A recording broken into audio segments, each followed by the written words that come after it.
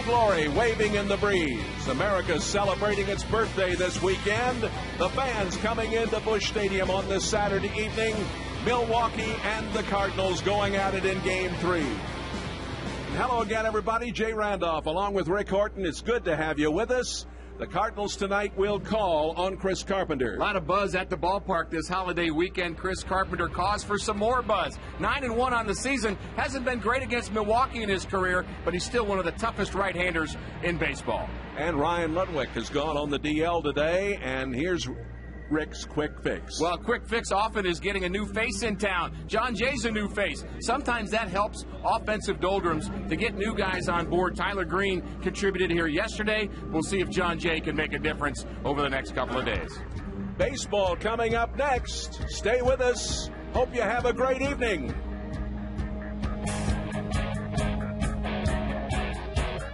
Baseball fans, make your next game day part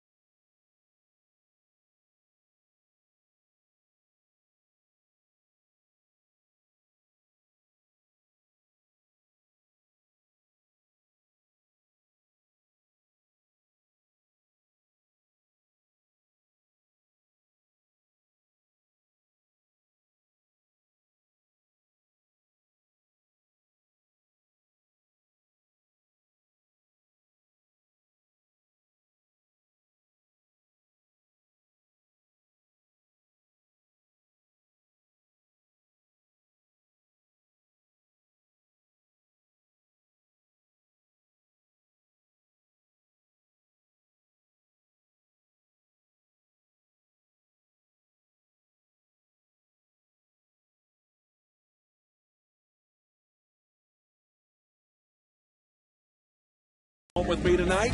I'm the designated driver, Budweiser. Responsibility matters. By Commerce Bank. Want more in a banking relationship? Call, click, or come by Commerce Bank. Member FDIC. And by Sunset Ford. Click and pick today. Drive it home tomorrow.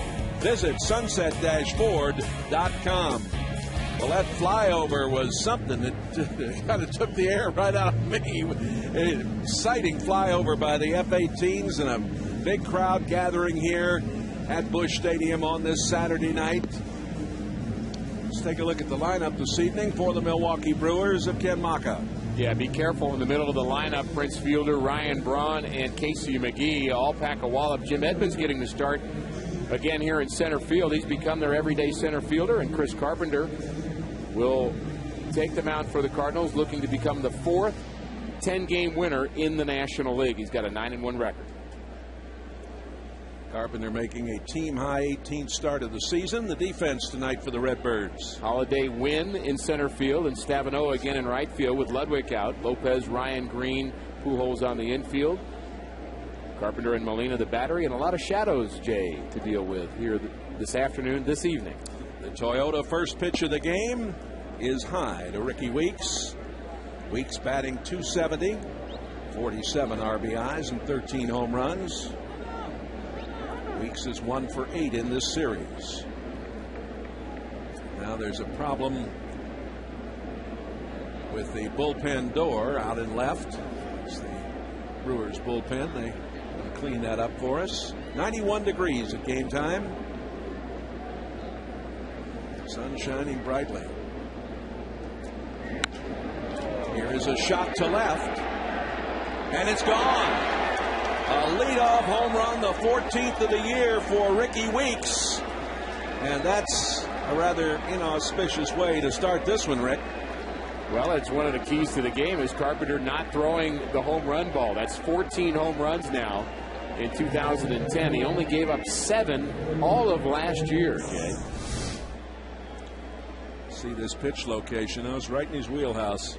A decent movement, but it was up a bit and a bit flat in terms of the movement, and Ricky Weeks can hit a little bit. Here's Corey Hart, 2 for 7 in the series, and against St. Louis this season, he's 9 for 25. Foul just outside of third. Maybe that's one of those bad luck things, Jay, like you're not supposed to birdie the first hole. Well, not that I've ever done that.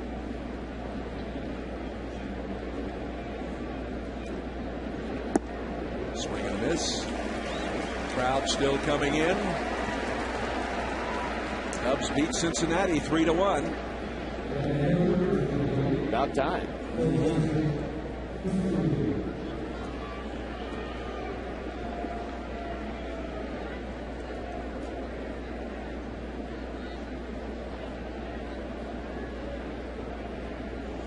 Prince fielder.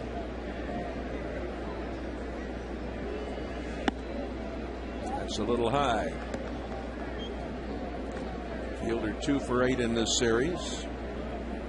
6 for 31 on the year against the Cardinals. The plate umpire tonight is Tom Tichenor. John Hirschbeck, the crew chief at first. Wally Bell at second. James Hoy down at third. Now Carpenter wants to speak to his catcher.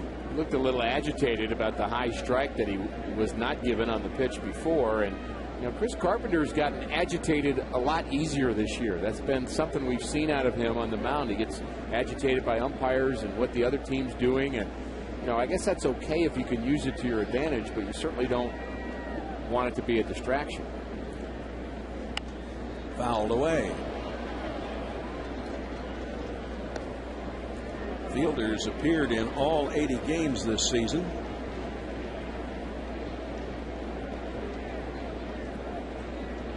He's played in 265 consecutive games.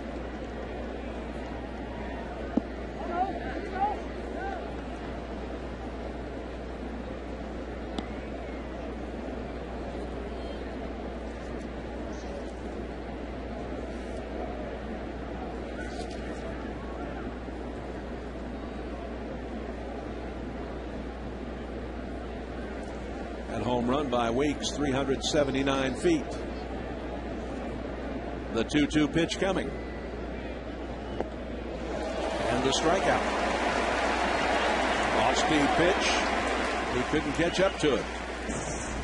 Carpenter struggled with his breaking ball after getting hit on the forearm in his last start by the first batter, Kelly Johnson. And that's the curveball there, and he now has 2 strikeouts already with that pitch. So seems to be okay right now, Jay. We'll have to watch him as the game goes along. I'm sure both Dave Duncan and Tony La Russa are very hopeful that he's 100%, but you just don't know until you get out there. Here's Braun, 1 for 8 in this series. Fouled away.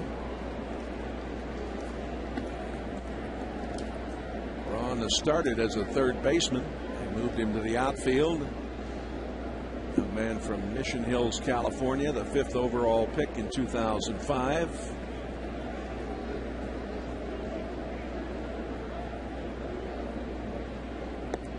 High and inside. Braun's only hitting 111 lifetime against Carpenter.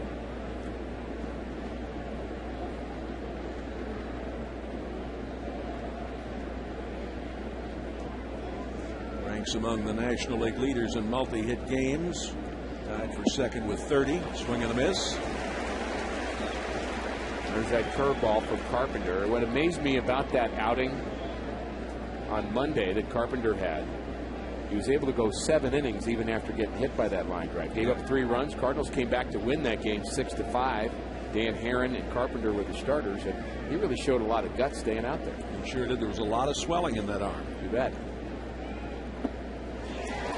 Well, he strikes out the side, but Weeks with the leadoff homer has given the Brewers the lead 1-0.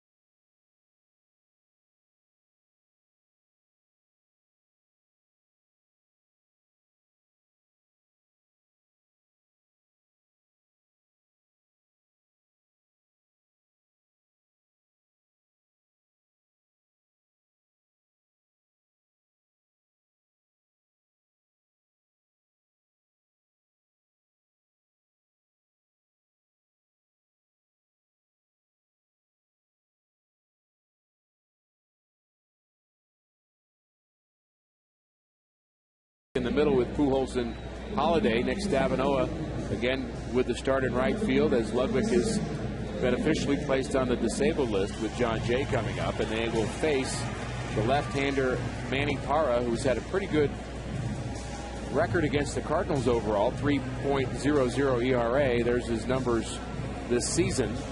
Not an overpowering left-hander, although he does have a good fastball. He throws mid-90s. Not a great breaking ball, good changeup as we look at the defense behind Manny Parra. And, of course, the best is the center fielder. One of the most exciting is the shortstop, Escobar. Always nice to have Jim Edmonds back in town. And he's got the shades down, and leading off and taking a whack at the first one, Felipe Lopez, batting 182 lifetime against Parra. The third consecutive left-hander the Redbirds have faced. It's outside. They handled Chris Narveson fairly well, but did not do much against Randy Wolf. Hot shot to the shortstop. Escobar keeps it in front of him. Nice play.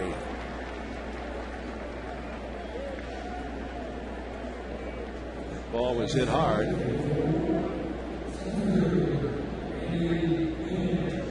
Here's Randy Wynn. Wynn in his career is hitting .383 against Parra.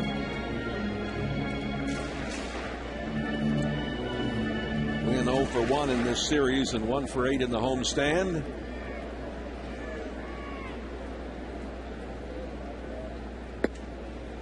Catches the corner. Wynn's been much better from the left side since joining the Cardinals. .294 from the left side, just .214 right hand. As you look at the mound, Parra all the way over to the left of the rubber. Right about where the shadow's coming over the middle of the diamond. It's low. You see the shadows creeping in at this time of day, and can be a little disconcerting. Communication becomes a premium. It certainly does. And of course, those outfielders have got the glasses, and at right field is very, very tough right now. Another hot shot to the shortstop. 2 away. Get St. Louis's 2 favorite destinations for one great price with the Cardinals Six Flags double play combo. For just $50, you get a ticket to a 2010 Cardinals game and a one-day pass to Six Flags St. Louis. Get your double play combo play at Cardinals.com. Here's Albert. 306 average, a 292 hitter against Parra. Has a couple of home runs against him as well.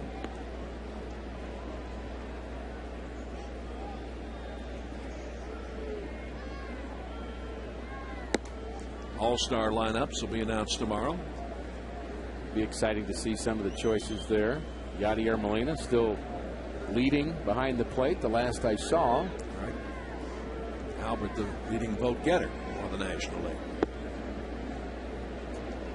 And I must say, I have a renewed interest in that game after seeing the All-Star game here in St. Louis last year. It really kind of elevated the experience for me, and I'm looking forward to it.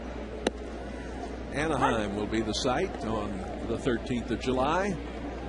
3 balls and a strike to Albert.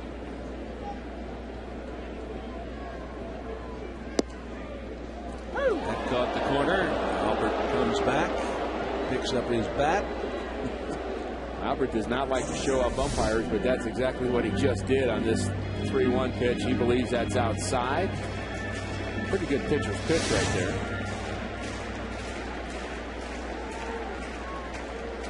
Four home runs in his last 6 games. And this one is low and outside. The 2-out walk to Albert. Albert has decided not to participate in the home run derby. I don't blame him. And I don't blame him either. He was very, I don't know if he was exhausted or not, but he sure worked hard right around. Acted like he was exhausted. Yeah. Of course, he was involved in so much regarding the game here last year, as well as the Derby. And the Cardinals had to play a night game the Sunday night before, so the travel was not particularly good for him. And, you know, I know fans would love to see him in the home run derby, but I think it's best for the Cardinals that he's not in it. Holliday takes a strike on the inside corner. He's batting .571 in his career against Parra. .305 on the year.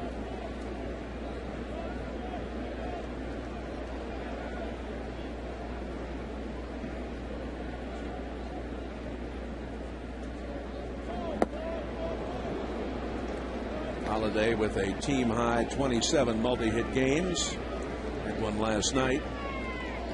That was the rare breaking ball from Parra to Holliday. He doesn't throw a lot of those. More of a changeup guy. He's got a very good changeup. Likes to pitch up every once in a while with the fastball.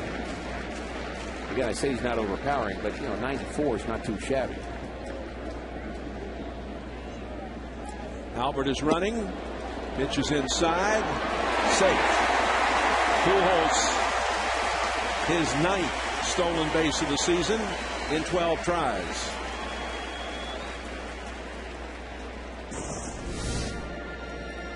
He's now tied with Colby Rasmus for the team lead in that department. Got a very good jump. What I like about Albert is the first step is good, too. It's low.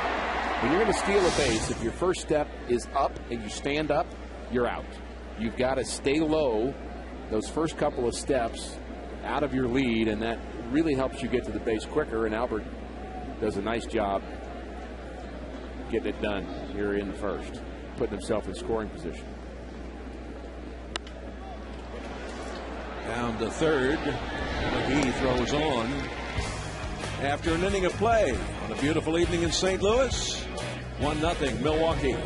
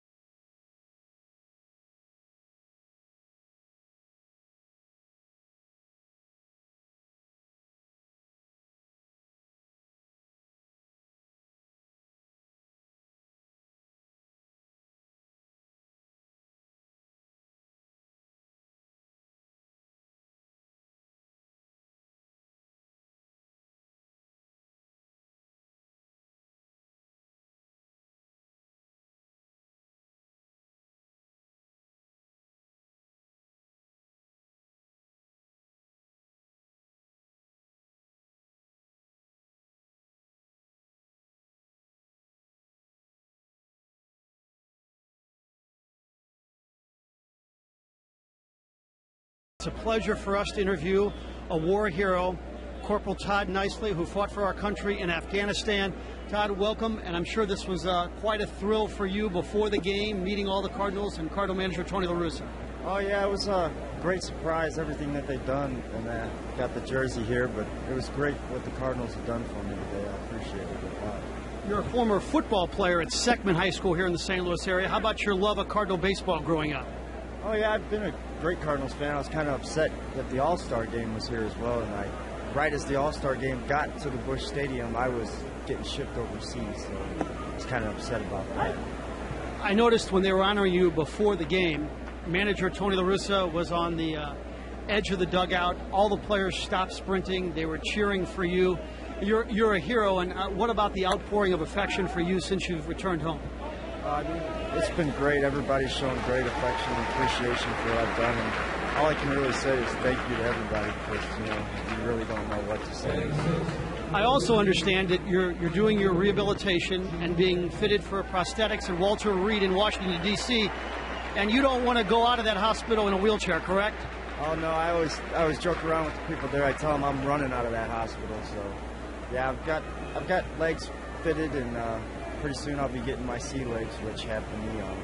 And what kind of inspiration has your wife been giving you during this tough time? I'd have to say, if it wasn't for my wife Crystal, that I don't think I'd be able to get through half the things I'm going through right now. God bless you, sir. Thank you so much. Thank you. All right, let's send it back up to the booth. Frank, thank you very much, and we've invited Corporal Nicely to come up and spend a few innings with us and get our view of the baseball game from up here. You bet. And boy, that's kind of tough, but it's wonderful to see his attitude and the great support he has from his family. It's both sobering, but it's also something that we can lift up in admiration for someone who's willing to serve in the way that he has, and look forward to him being up here with us, Jay. Here's Edmonds, and a shot up the middle by Jim, a one-out single. Casey McGee grounded out, 3-1. Here's that ceremony before the game as the Cardinals honored Todd Nicely.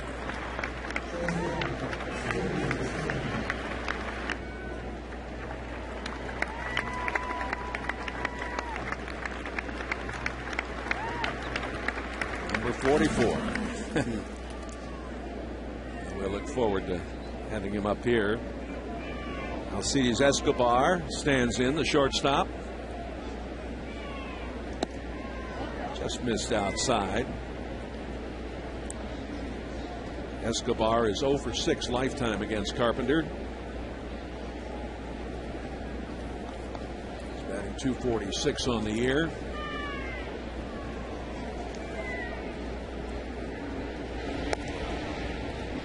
Shadow is now, as you can see, past the mound. In another 10 or 15 minutes will be a little easier, certainly for Albert and for Green at second base.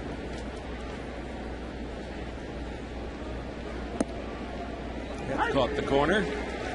Jimmy Edmonds with the base hit this inning, just to focus on what he's meant to this club. He had to miss a couple of weeks because of an oblique problem, and we know how many players we've seen over the years get those, but after he's been back, I just think once you watch him play, you want him in center field. He makes so many good plays out there, and if he hits 260, 270 with an occasional home run, he just brings so much value. The other outfielder, Gomez, has just been a bit of a disappointment. Carlos Gomez certainly doesn't play defense the way Edmonds does. Runs very well, does Gomez, but it's hard to keep him out of the lineup. 1 ball and 1 strike. That's low. Let's go down to Frank. Well, Jay, I interviewed Jim Edmonds on the radio on Friday, and I asked him about the possibility of returning home, and he said, the only thing that I really want to do in September is to be on a contender, and there'd be no better place for me than St. Louis. I mean, he was pretty candid about it. So I think we got to hope for the Brewers to be out of contention and for them to make a move, because Jim Edmonds wants to come home. 2 balls and a strike.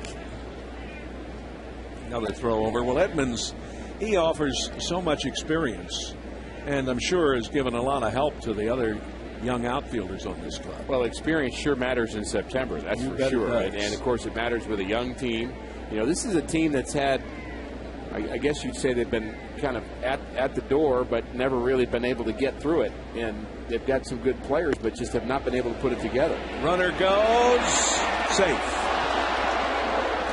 Green just couldn't get the tag on the left side of the base. It was a good throw, though, by Molina.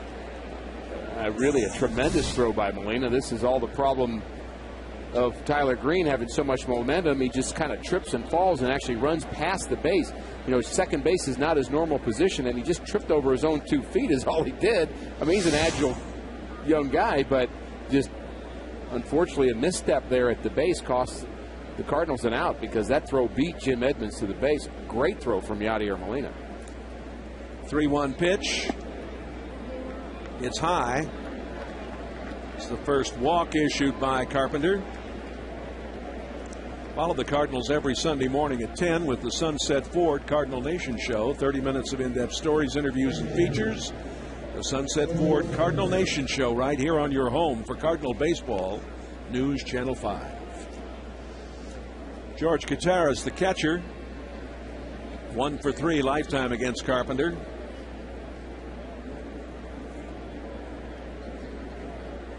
Gutierrez 1 for 4 in this series.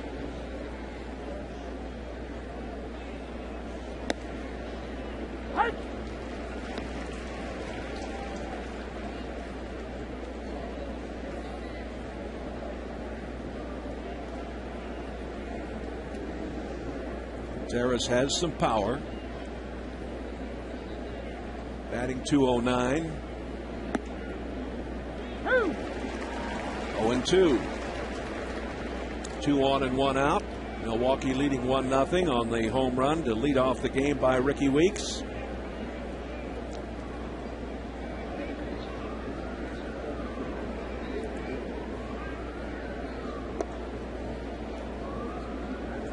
Ball and 2 strikes. Another final to report to you.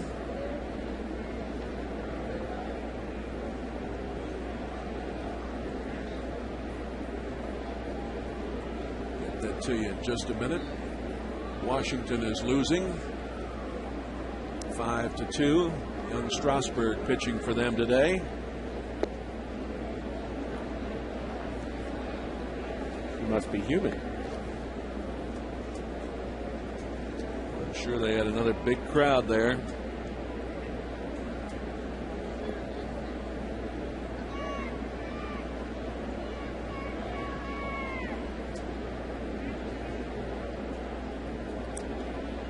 Take a look at that mound. Here's a 2-2 pitch. Out into left, and it's handled out there. Holiday coming over. Seems to be getting more comfortable out there all the time, Rick. Well, Carp is a tremendous competitor. There's no doubt about that. And appreciate the outfielders doing their jobs. None of them do it like Jim Edmonds did for him. No. Holiday doesn't make many errors in left field. Doesn't really get to a lot of balls that others might. But I would say he's pretty steady. Parra's batting .200. He has an RBI. 2 on and 2 out. That's low for a ball.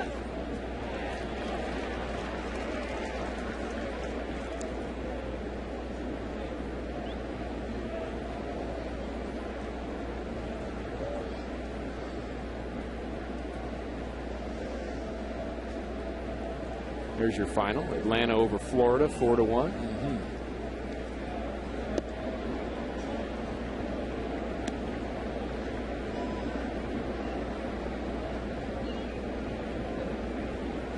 Ball and 1 strike.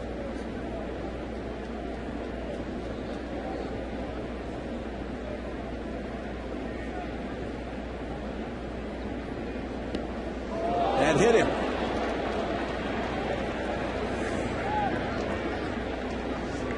Sure, Carp didn't want to do that. Bases will be loaded.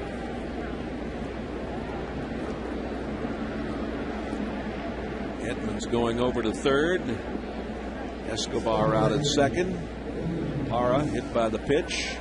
And Weeks who homered to lead this game off, stands in. That's the 9th hit by pitch of the season for Chris Carpenter. He leads the National League in that department. Tommy Hansen with 8. He's given up a lot of home runs. He's hit a lot of guys, and yet he's 9-1 with a 2.7. Ooh. And he hits Weeks. 2-0.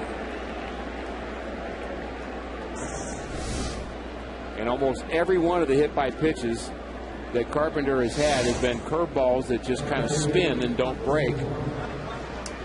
He's hit a couple of guys in the head, not very hard, but on curveballs that just kind of floated up there. And unfortunately, Carp has back-to-back hit by pitches here in the 2nd inning. Boy, that's tough to deal with, Jay. And here's Corey Hart. He struck out in the 1st. There's a strike right down the middle of the plate.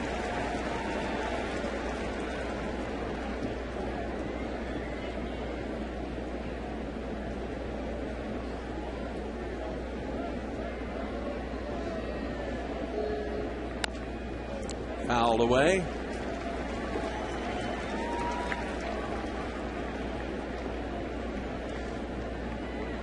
Carpenter obviously struggling a little bit with his release point. And especially on the breaking ball. The good breaking ball has been a strikeout. The really bad ones just spins and hits somebody. And then the one in between is the danger one where people hit it hard. Here's a ball into right. Stabenow fighting the sun. Back on the track, makes the play. The Brewers get 1, Strand 3. They lead 2-0. We'll be back with the bottom of the 2nd in a moment.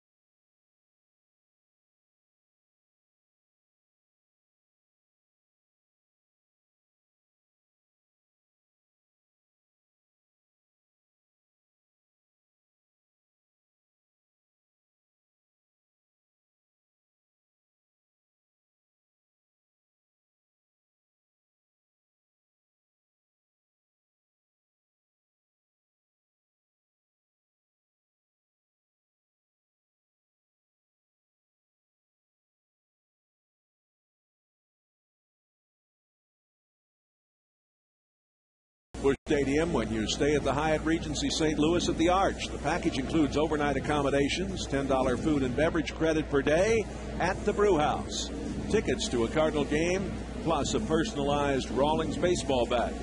Visit HyattRegencySt.Louis.com for more information. Well, there's Skip Irwin, a legend in our town. It's his birthday today. Happy birthday, Skipper.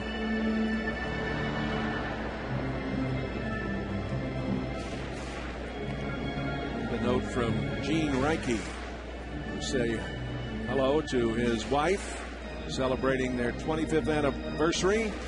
She's watching the game at home, and he's here working as an usher. Congratulations. Stabenow leads it off. He'll be followed by Molina and Ryan. Strike to Stavinoa, who's batting .364 in his career against Parra. John Kuhn Jr., 79 today, and he's a big Cardinal fan and also watching us here this evening. And I want to give a very warm welcome to some special kids who are watching the game from the Murray Developmental Center over in Centralia. Special hello to our friend Carmen Pace.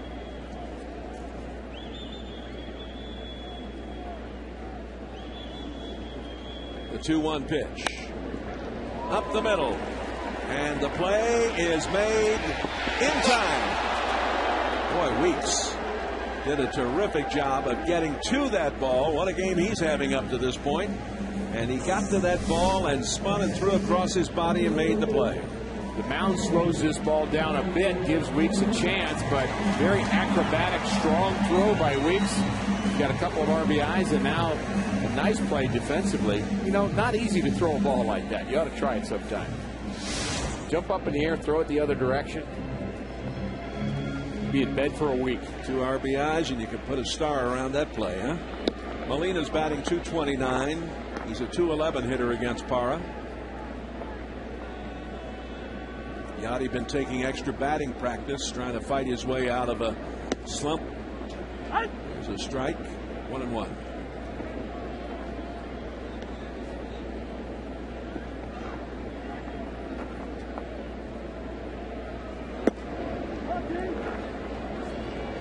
Nice crowd on hand. Fireworks downtown tonight. Air show. A lot of activities. Fouled off. Cardinals would like to have a lot of activity with the bat here this afternoon or this evening, Jay, to kind of make this festive weekend a little bit more fun, but they've dug themselves a hole here early.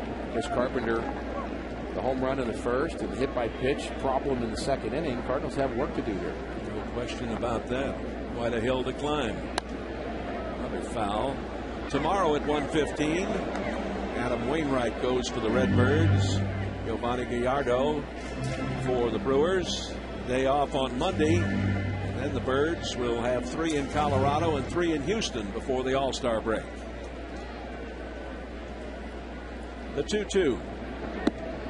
Full count. Molina's been working very hard this week. He's been out every day for extra batting practice. Both he and Albert Pujols working on their strokes, and Albert's been trying to help out Yachty.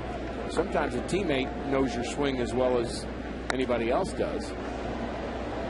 Well, he's hanging tough here, fouling some pitches off. And I'm sure he's probably a little weary from all the swinging he's doing, but you know, you got to work your way out of a slump. You can't think your way out. You can't kind of hope your way out. You can't guess your way out. You just got to hit your way out. And thinking will cause you more problems sometimes. On the ground to the shortstop. Escobar throws on.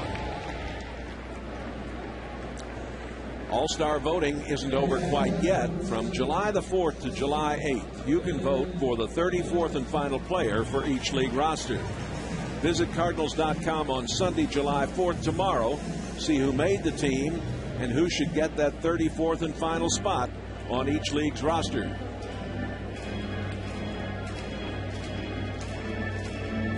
Brendan Ryan, a .250 hitter in his career against Parra, batting .229 on the season.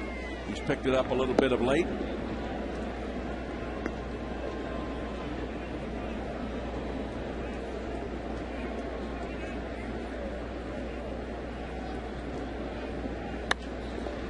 Into right field. Hart on the run. He's there and makes the play. The Redbirds get down 1-2-3 after 2 innings. 2-0 Milwaukee.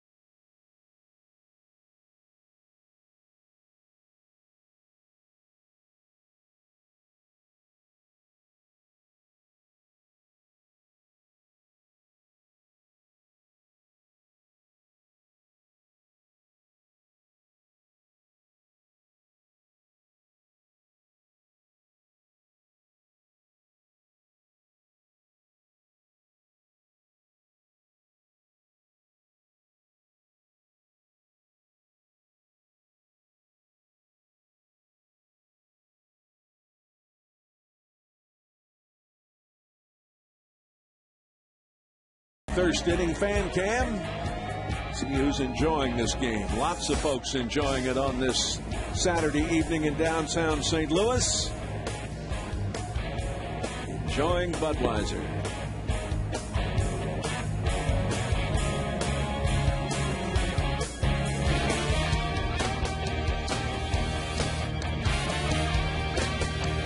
Yes, sir. Budweiser. It's what we do.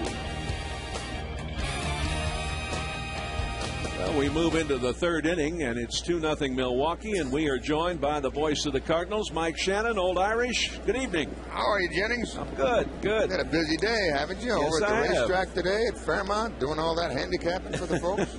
Did they win any money, all your guys? I hope so. We had some good picked, winners? Yeah, I picked a bunch of winners today. Did you? Yep. I had a very good day. Good for you. For me, anyway.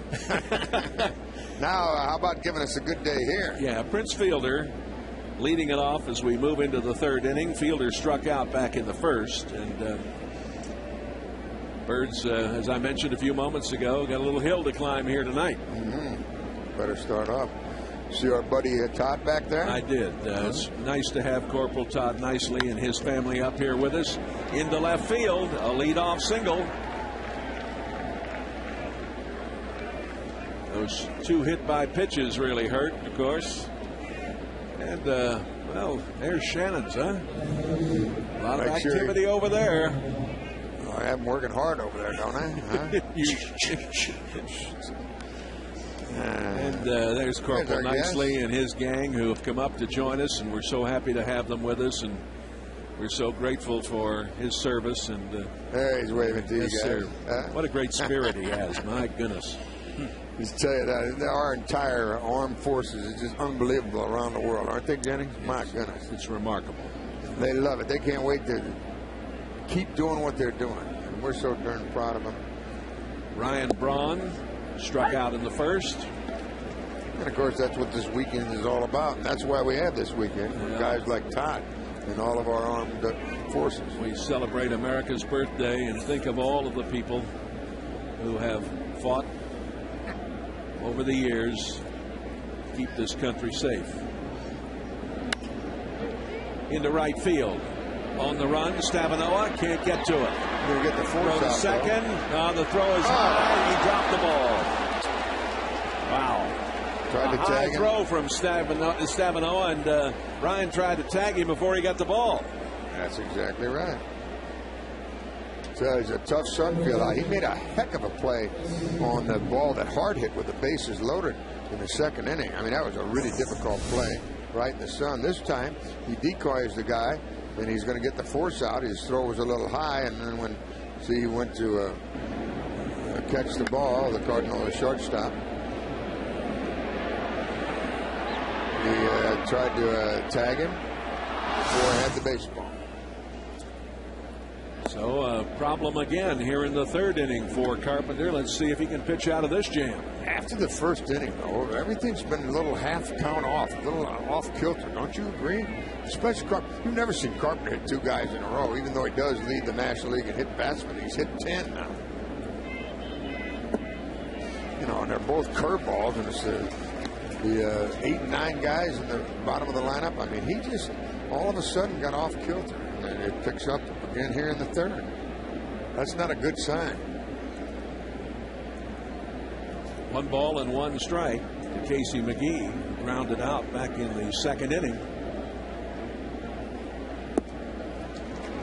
This guy, he fell out of a silver cloud for the Milwaukee club. The Cubs gave him away, and he had 301 last year with 16 homers. And look at the start he's off to this season. 13 homers, 51 RBIs, and a 272 mark. I mean, and played third base very well for them. And he has a couple of homers against Carpenter over the years. Fouled away.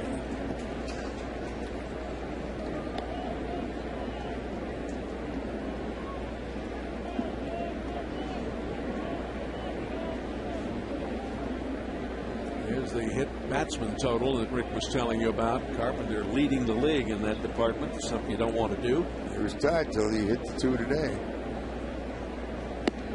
Good cutter there. And he gets the strikeout. McGee didn't want to leave. No, he's very slow to leave the area. Sorry, Casey, you only get 3 in this business. That's the 4th strikeout for Carpenter. Struck out the side in the first, right, and then got off kilter in the second. That was a really good pitch there, though. Maybe come back, get back on track, and get that rhythm. Edmonds singled and stole a base and scored back in the second. Hot shot to right. Going to try to score. Fielder coming home. And he's in there. Big base running. Very aggressive base running. 3-0. Good running on Braun's part, going over to third base. So it's first and third, and still only 1 out. And Carpenter is definitely not right. There you see a fielder who's not the fastest runner in the league. He's really huffing and puffing coming home, and the throw was late. And then wisely, Yachty did not throw the ball over third because Braun had already slid in there easily. He can go from first to third quicker than fielder can come from second to home. Edmonds is 2 for 2, and here's Escobar, who walked in the second. Foul outside of third. Jimmy's a big part of this team. They really respect him. You know, he's a 40-year-old guy. We were talking about that, yeah. Is that right? I'm talking about how much his experience means to this club. Yeah, and all the respect that they have for him. You know, when he came in after that, you know, there was, he got a single with 1 out, and then he came around and scored after the stolen base, and they were high-fiving him in the dugout over there. They really pull for him.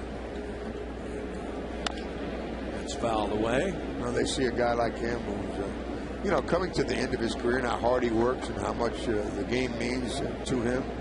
And they pay attention to those things. Like me with you, Jennings. Get me into this business. I pay attention to what you tell me. Well, we've had a lot of hours sitting beside each other over the years, haven't we? Out to the shortstop. The throw home. Bad throw. Came up with the ball nicely, but a bad throw. Error on the shortstop. Well, they got a lot of ways they can score this. Well, let's see how they can score at a fielder's choice. They can score at a hit. They can score at a fielder's choice, an RBI. I mean, it is a fielder's choice. Yeah. So I get a fielder's choice, an RBI, and then an error. Yep. Well, it's 4-0. And runners now at second and third with only 1 out for Gutierrez. Infielder halfway in. Tell you what, when you get a little off kilter like this club is, good things don't usually follow. Let's put it that way. Somebody have a birthday today? Skippy. Skip Irwin brings us some wonderful birthday cake. All right. Thanks, Skip. No calories or anything. How am I going to get this all off my scorecard here, buddy? He's got my scorecard. It's color coordinated. Yeah, right. Skip Irwin, thank you very much. Awful nice of him to drop by. It certainly was. Drop that stuff all over your card. Looks a lot better now, Jay. 2 balls, no strikes. Foul outside of first. It's a good looking cake, though, isn't it? It is. It is. We'll get to that a little later on. I shouldn't get to it at all. 2 balls and a strike.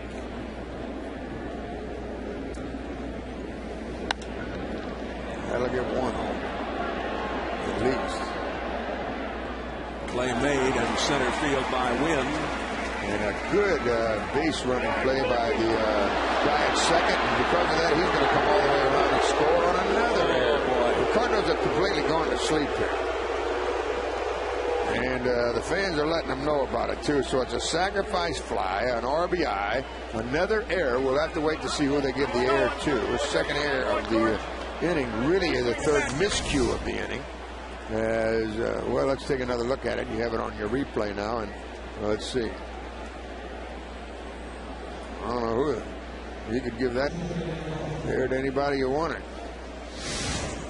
Well, they've got to give an error. No, they will. The guy shouldn't have come in from third, and he did. They're probably figuring out how to make, who they're gonna charge it to. Well, that's half a dozen, cousin. 6-0. E4. They're gonna get it to the second baseman. He's the youngest guy out there, so they just give it to him. Shot up the middle. It gets under the glove of Green. Pitchers even getting base hits. I'm telling you, it doesn't look too good right now, Jennings. Well, let's do a promo. Maybe we can change things. Sunday's game day on News Channel 5. Join us a week from tomorrow, Sunday, July 11th. The Cardinals will be in Houston to take on the Astros. The Window Word Cardinals game day preview will come your way at 12:30 that day, presented by Window World. The Cards in Houston, Sunday, July 11th on your home of the baseball Cardinals, News Channel 5. Ricky Weeks, who has a couple of RBIs, homered in the first, hit by a pitch in the second with the bases loaded.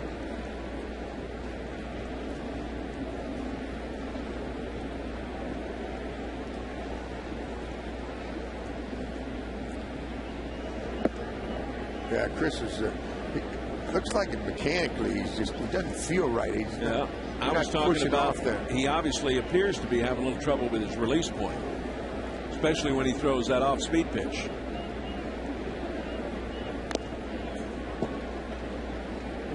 Tell you what good base running will do. Okay, now here's the guy at second base. See, he's off the base, and then he sees it. The guy's going to catch it, so he goes back and tags up. All right, so there he goes to third. That's the good part. Now they mess it up, so he scores. But the whole point is, when you're on second, they hit a long fly ball out to the outfield, and you don't know if he's going to catch it. You go about 10 feet off the base. And then if it looks like he's going to catch it, you go back and tag up and you advance. If he's not going to catch it, you're going to score anyway. So that was really good, sound, fundamental baseball, and it paid off with a run. 2-2 the count on Weeks. You know, if he doesn't tag up, if he goes halfway, then he wouldn't have scored. And the strikeout will end a very rough inning for the Redbirds. 4 runs scored. A couple of errors helped them out. 6-0 Milwaukee.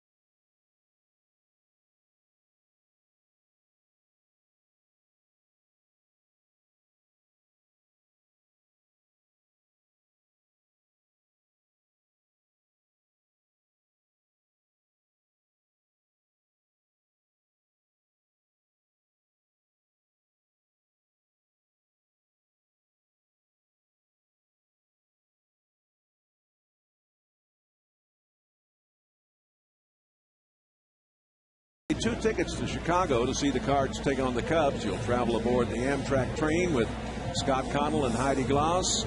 Stay at the Millennium Knickerbocker Hotel in Chicago. Watch for today in St. Louis and the Bommarito Audi Catch a Train, Catch a Game. Register at ksdk.com. Well, you see Chris Carpenter come up to the plate now. Last Monday when he was on the mound, this line drive comes back off the bat and it hits him on the arm right there. You see the right arm? It caught him. I thought it caught him on the glove when we first saw it, but it hit him on the forearm. And he had a lot of swelling. Yeah, I guarantee you they get a line drive like that back there. And I just wonder if that has something to do with this game tonight. Well, here is Carpenter. He'll be followed by Green and Lopez. 6-0. 6 runs on 6 hits, 2 errors for the Redbirds, and some very shoddy play in the field.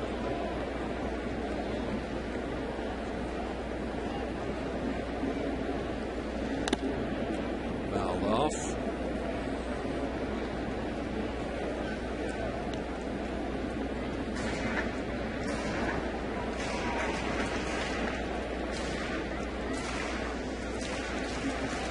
Edmonds still bothered by the sun out there. He and the tough right fielder. Right for those two guys, it is. Yes. This starting time is what it is. 5:30. Right. And that sun's just peeking down over the third base side as the foul comes just below us, and so you can see all of the shadows out there. How long they are. You know that sun's setting in the west. You see Jimmy even fixing the bill of his cap to turn it down. Well, here's a walk to Carpenter. Man, the guy's got a 6-0 lead and he walks the pitcher. He's not helping himself either, is he? Holy mackerel. And a pitcher that's hitting .091. You deserve to get yourself in trouble and have the Cardinals come back. This would be some comeback. We've seen bigger ones. Yes, we have. Sure. No question. I always go back to that one we had in Cincinnati, Jay, where we had no one on, 2 outs, and 2 strikes on the batter, and scored 10 runs.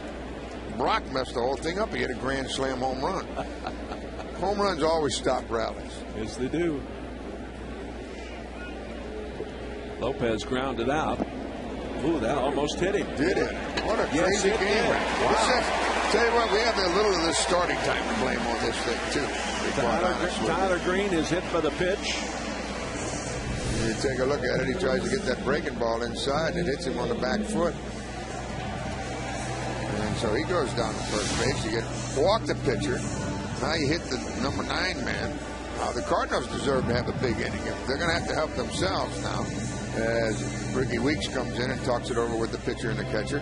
What's on Tap, presented by Bud Light. Tomorrow, 12:30, Fox Sports Midwest, the 4th and final game of this series between the Cardinals and the Brewers. And Rick Horton will be on the play-by-play of that game tomorrow. Now here's Felipe Lopez. Again, a walk to Carpenter. Green is hit by the pitch. Lopez, who grounded out in the first, stands in. A little ahead of myself there. Good fastball there. Cardinals are yet to have a base hit. And a couple of base runners, walks, and now hit batsmen. They've had 3 men on. Even have stolen a base, but haven't crossed the home plate line. In the left. That will load the bases. And that is the first hit of the game for St. Louis. Oh, he got it right in his eyes, too, didn't he? I mean, I tell you, that thing was...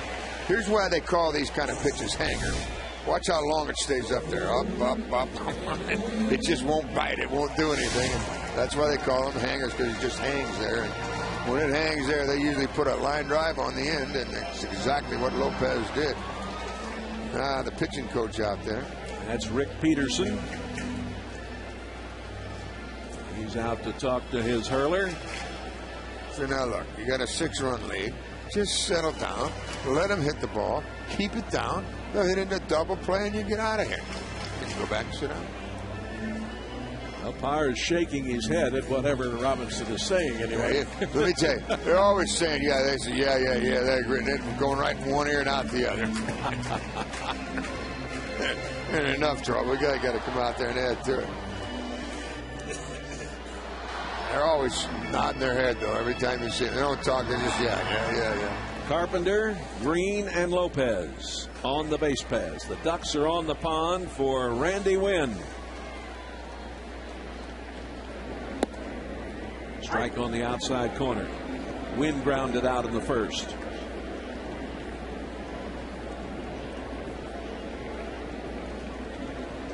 got the big boys coming up.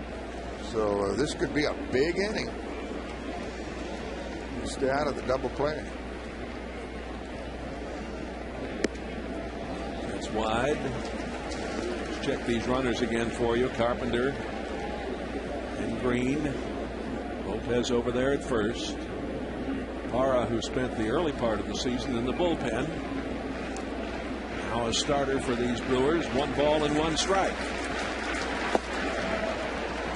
1-2. Gets it up there in the mid-90s. That was a 94-mile-an-hour fastball, and it had good movement on it, too. On deck, Albert looms large.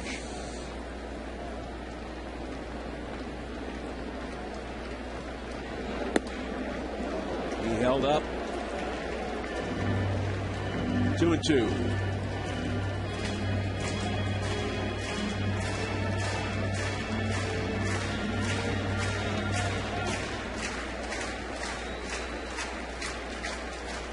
Big pitch right here. Big pitch in this game. And he struck him out. 95-mile-an-hour fastball. His first strikeout of the game. He just reared back and was out over the plate.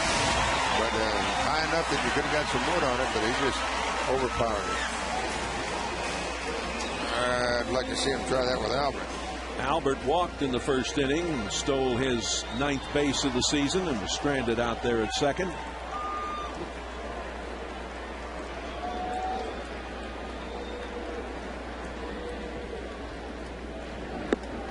That's high. Again, if you joined us late, the Cubs beat Cincinnati 3-1.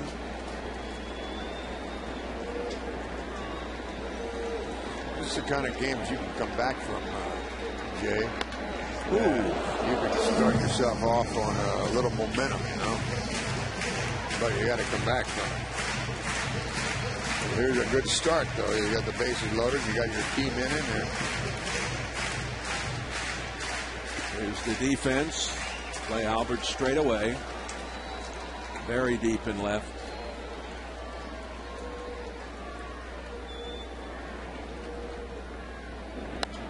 Fouled off. 96 on that fastball. Tell you what, you can throw it that hard or that kind of velocity. All you have to do is place it properly in the strike zone. You're going to win. The latter part's the toughest part. This fellow was the former junior college player of the year out in California. Manny Parra. 1 ball and 2 strikes.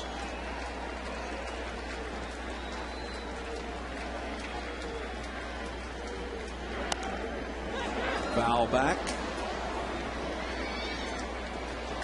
That was from 97 down to 87 that time. Albert got a piece of it.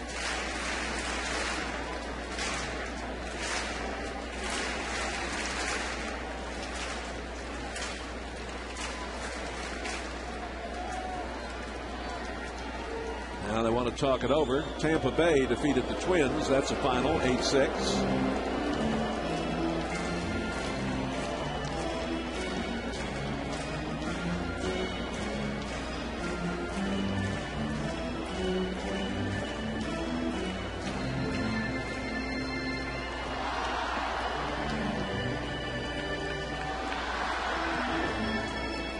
Just joining us, Brewers leading 6-0. Home run in the first, picked up a run in the second, got 4 in the third. Bases loaded for the Cardinals here in the bottom of the third inning, 1 out. High chopper is foul.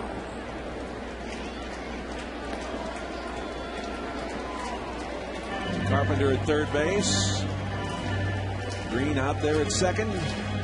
Lopez at first.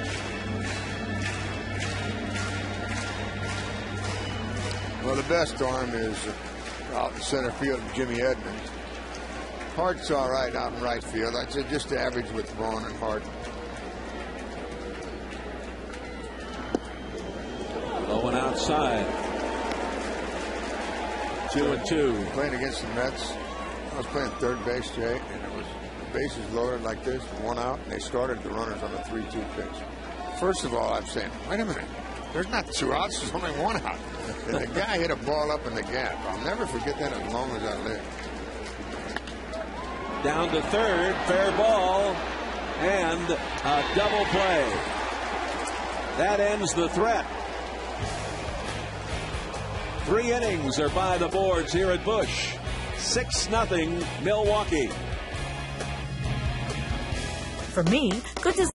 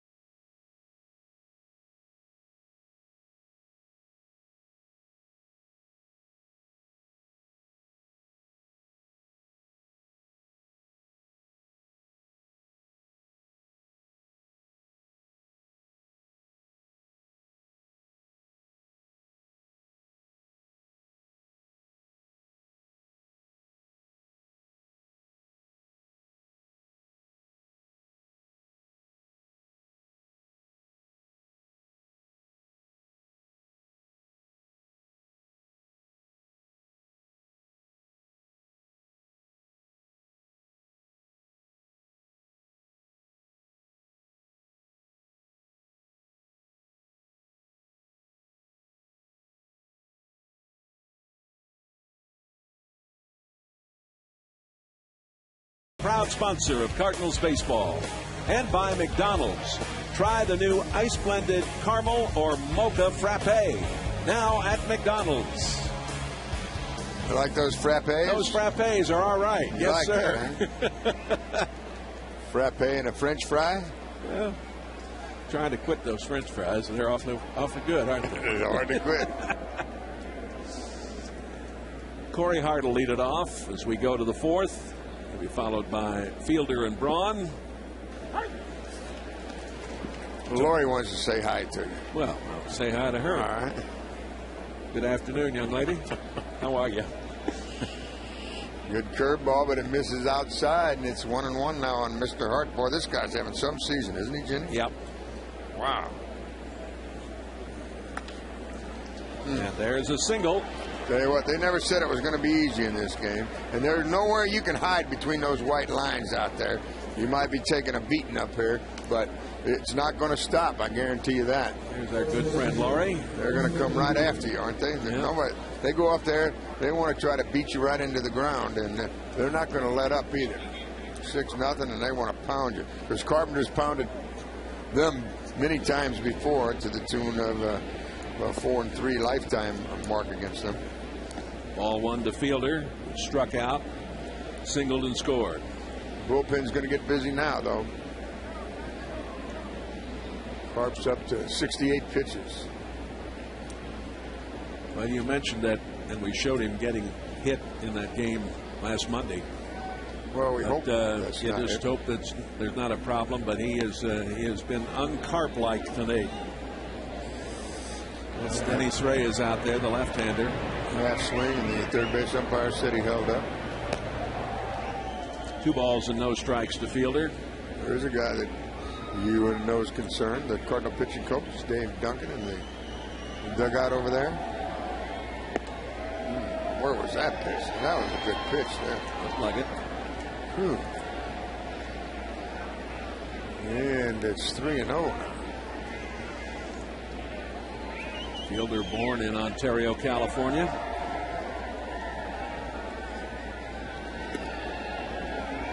I guess that was a little high. Second pass that Carpenter's given up. Boy, you can see Tony and Dave Duncan talking about this mess. I don't know what the heck to do right now. Get him out of there. You got right-handed batters coming up. You got a left-hander loosening in the bullpen. And here's Ryan Braun, who has struck out, singled, and scored. You know, what they're talking about down there is just how long are we going to let him go? He's up to 71 pitches, and you know, it's not been good. And it's bad enough at 6-0, but they could throw another crooked number up on that board and really bring it wide open. But the Cardinals had their chance in the last inning, and they just couldn't come through, get that hit. You got to give credit to Parr too. He made some good pitches. Yeah, you do have to give credit to Parr, but as so often has been the case, the Redbirds have not been able to take advantage of so many scoring opportunities. Well, now Tony comes out. Well, he hadn't made up his mind. I can tell you that right now, because he'd already called to the bullpen. He wants to talk to Carpenter and see what he says. And La Russa doesn't go out there very often. He usually sends Duncan out there, and I'm sure he's asking him about how he feels and where he is at this point. So he convinced him that he's going to try some more. You say that? He said, I'm fine.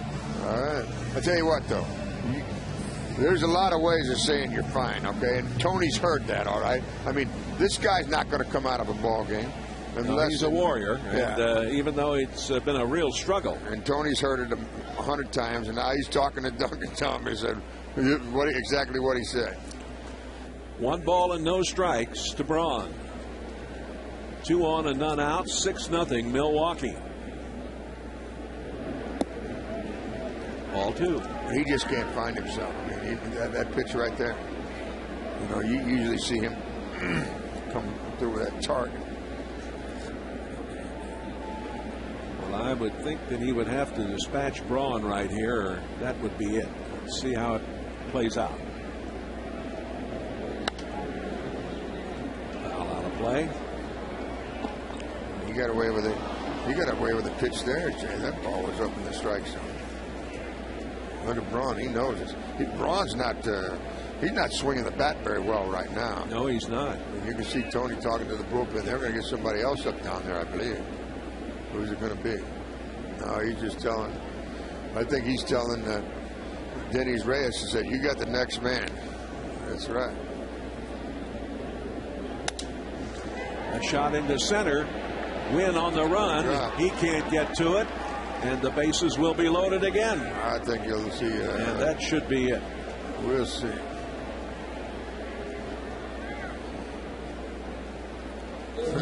Even Albert looked over in the dugout. Well, are you coming? Well, let's see. He hadn't made a move yet. It's awful early to make a double switch. You could do that. Did you get another pitcher up in the bullpen, or you just got... Well, Reyes is the only one throwing. You got a bunch of guys moving their arms around out there. I'll tell you that. Well, here's Casey McGee. He's grounded out and struck out. Wow. Bases loaded, nobody out. Into left. Hart will score. Bases remain loaded, 7-0. That's it. Here comes Tony.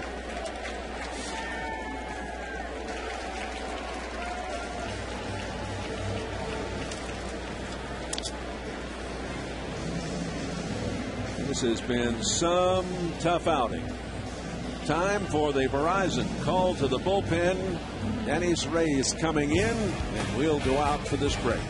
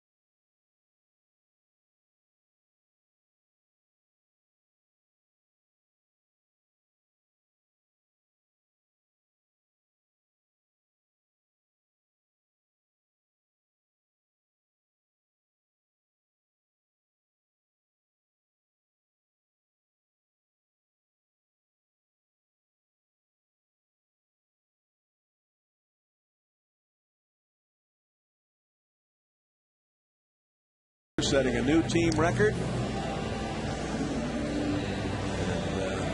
Would have been nice to have that happen here today. That's presented this day in history by our friends at Commerce Bank. Washington comes back to beat the Mets. Pudge Rodriguez singled in the bottom of the ninth to win it for Washington. Strasburg started that game, the young phenom. Here's Edmonds. He is 2 for 2, has scored 2, and has an RBI.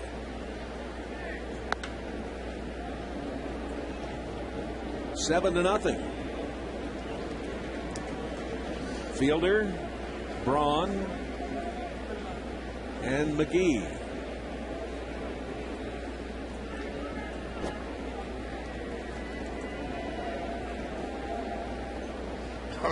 Those bases have been busy down there. They're having some company tonight. Sure have. They stranded the bases loaded in the second. This game started out. Weeks hit the second pitch of the game over the left field wall. Then Carpenter struck out Hart, Fielder, and Braun. And then things started to go astray in the second inning. And, for whatever hit reason, by batter really hurt. Two hit batsmen and picked up another run. When the Cardinals come back, had the bases loaded in the third inning and only one out. They walked the pitcher Carpenter, and then they hit Green, then a base hit by Lopez, then Wynn struck out, and Pujols hit into the double play. So the momentum has really stayed on the Milwaukee side. Fans sitting here in some disbelief, I guess. 7 to nothing. Milwaukee, of course, been struggling, and they're really trying to fight for their lives these days. Milwaukee, they've got to get it going and in a hurry. Well, and they switched around here about 3 weeks ago. They brought in a bunch of new pitchers for the bullpen, and the starters have picked it up. And their lineup has always been a good one, and so the shakeup worked. It just missed. Reyes wanted the call. It's a full count.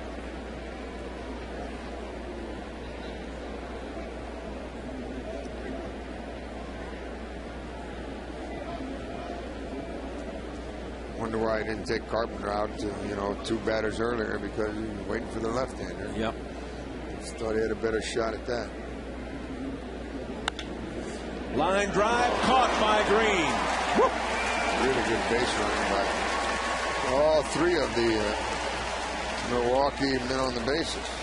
Boy, Edmonds hit that ball harder than he hit the other 2 bases. Sure did, and Green just got there. Good reaction by Green.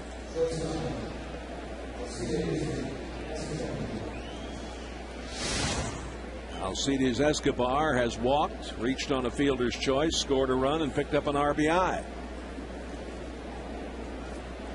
Now we're only in the 4th inning, so this Milwaukee club is not the Dodgers with Koufax and Drysdale those bunches. So if you can get out of this inning here, a little of that momentum can slip away from them.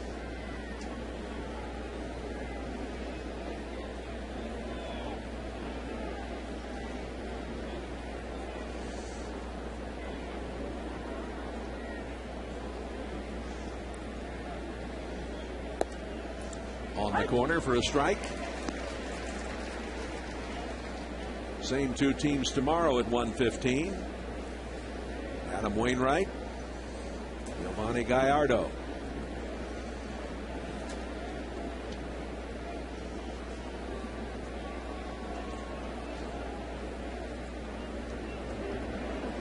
Ball gets away. Fielder comes home. What else can happen? This game will get you, won't it? Huh?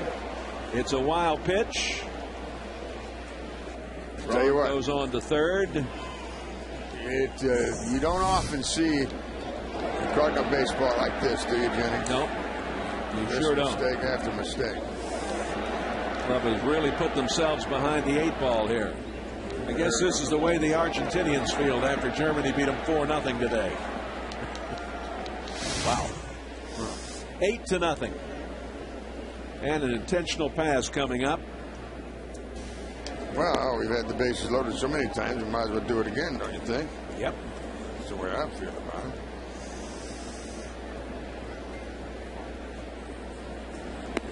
it. pitch to the left-handed batter rather than to the right-handed hitter, and then you have the pitcher after that. He's a left-hander too. So it's all about when you manage putting players in their proper spot. That's exactly what Tony's done here, bringing in the left-hander to face all these left-handed batters. St. Louis Morning News starts first on News Channel 5. Art Holliday and Jennifer Bloom. St. Louis' favorite weekday morning show. St. Louis, you love today in St. Louis. The latest in news, traffic, and weather today in St. Louis, weekdays beginning at 4:30 a.m. on News Channel 5, your home of the Cardinals. George Gutierrez is flied to left. Picked up an RBI on a sacrifice fly in the third.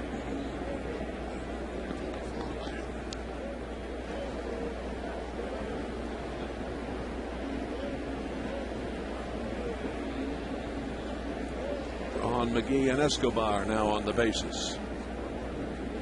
Scoreboard, Jay, looks like my golf score. Snowman.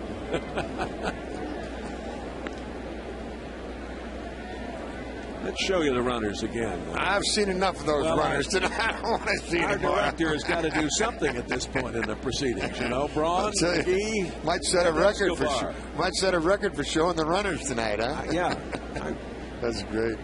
I got to get. When I get home tonight, I'm going to look at Tom Mee's book and see what the record is for showing base runners with the bases loaded.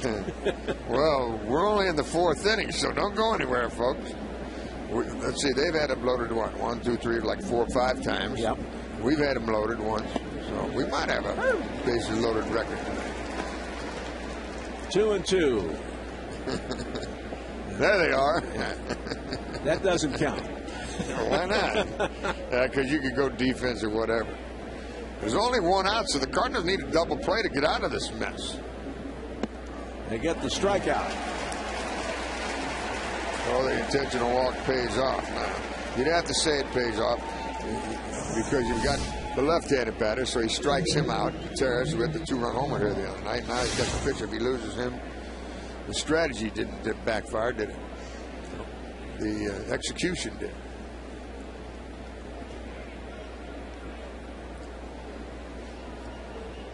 Hara hit by a pitch in the second, singled in the third. Not a bad idea. How about that? You got the infielders, you know, with their backs way out there. It was a heck of a nice move.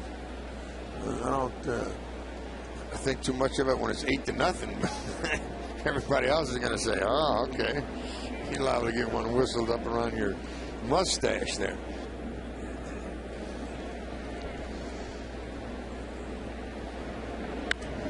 Fouled off. But, you know, there's a two-way street there. You know, I say, hey, you guys aren't going to quit trying to get hits, are you? Why should I? I'm having trouble with my scorecard here trying to get this writing inside all this icing from the cake. Oh, well, that's good icing. Skip Irwin with the birthday cake. Swing and a miss, and that's going to do it. But 2 more on the board. 8-0 Milwaukee.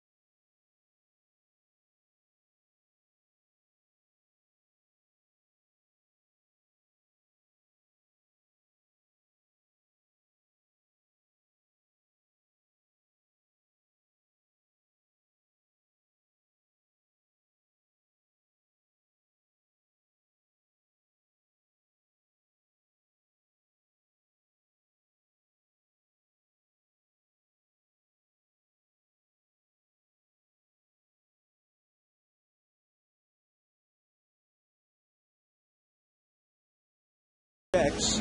Plus, you get extra base rewards with every credit card purchase. Learn more at a banking center or at bankofamerica.com/Cardinals. Well, not a good night for Chris Carpenter. That's going to kill his earned run average. 3 innings. 8 runs, 7 of them earned. 9 hits, 5 strikeouts, 2 walks. But he didn't try to opt out, did he? He stayed in there for the roots. Holiday, Stavinoa, and Molina. Bottom of the 4th inning. Well hit ball to right. And Hart makes the play out there on the track.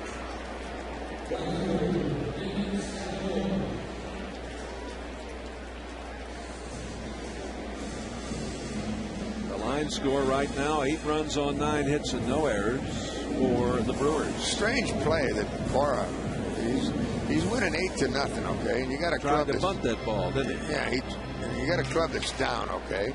And you don't need to kick the sleeping dog, okay? I mean, it just didn't make very much sense. No, that didn't make much sense. Why he tried to do that, I don't know. Because, you know, it's bad enough when you're beating a club, okay? You want to embarrass them? Well, you know, these guys are proud. They're professionals.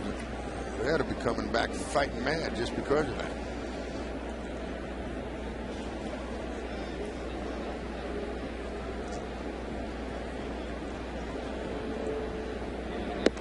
Outside to Stavinoa.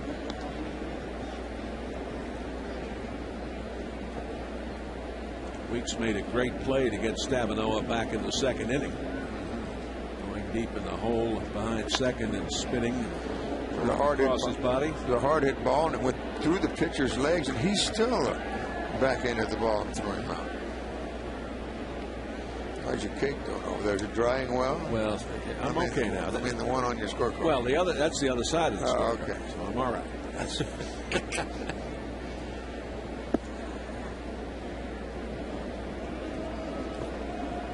2 balls and 2 strikes.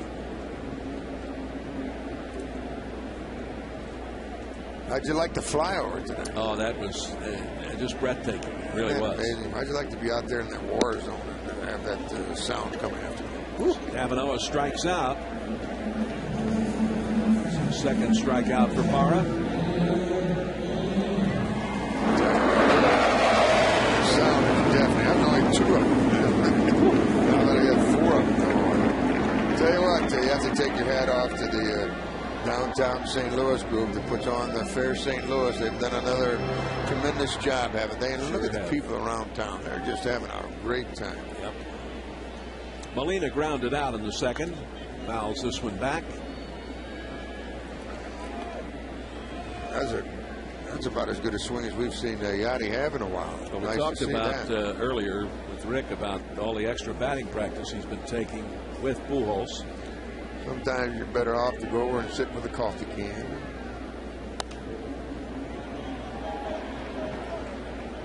Just look into that old coffee can and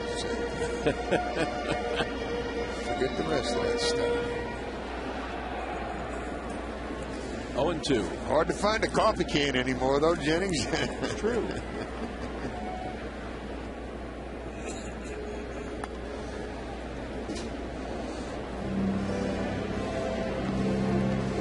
After tomorrow's game, a day off on Monday. 3 in Colorado, out in the high country. And down to Houston for 3. That's a beautiful country. All over this great America of ours, isn't there? Yep. Colorado's got their share. So does Missouri. Beautiful Ozark Hills, ours, rivers. Very fortunate here, aren't we? Hitting coach Mark McGuire talking with Albert. Another 0-2 pitch coming to Molina. Just got a piece of it. Got the umpire too. So can we look at that last pitch, guys? You can see now we have some time with Barry coming out to take care of the umpire. That one, the ball doesn't need to meet, but watch out this ball at the last. See, this is a cutter. You see it go down just at the last, just a little bit, about an inch or half an inch.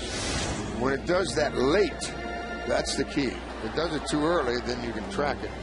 Well, you get that late movement on a pitch, it's really tough to center. I think that ball might have caught him in the abdomen or the groin area. He says he's all right. Good. Those That guys was take the, a beat back there, man. Crew chief John Hirschbeck coming down to visit. Catcher asked him if he's okay. He says he is. Atlanta defeated Florida 4-1. Tampa Bay 8-6 over Minnesota in Minneapolis. 8-0 here. This might be the longest we've been on the air since Channel 5 has come back to us, huh? Well, it's always nice to visit with you. we could have gone over our wills by this time. Here's one into right. And Yanni has a single. I will go to the second and third pages. You just kind of flipped the bat out there, Mike, and made contact here. Look. Yeah. Hit it where it's pitched. That was nice, wasn't it? That was a tough pitch to hit. He didn't try to do anything with it except put the bat on the ball. And that's exactly what he did. He comes up with a hit, and that breaks an 0 for 12 for Yachty. Brendan Ryan flied to right in the second inning.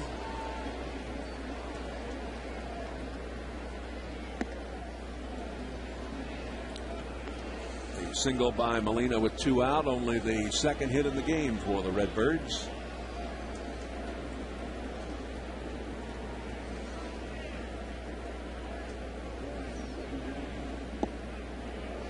Inside, 2 balls and no strikes.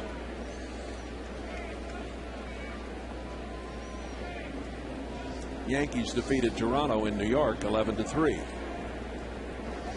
Yeah, they had one inning for you. They only got a run in 1 inning. Yankees. All 11 of them. The 1 inning. How about that? Unbelievable. This game's nuts. So that's why you say you're losing 8-0. You can't quit, right? So look at John Jay, who's come out on deck. He's just been called up from Memphis with Ludwig going on the DL.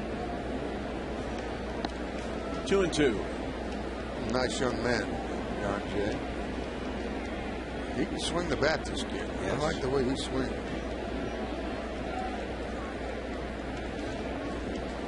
15, Jimmy just switched, and now Jay had. Hope he's as successful with it as Jim has been. Out into center field. And Edmonds is successful in tracking that one down. 4 innings are by the boards. 8-0 Milwaukee. Forgot.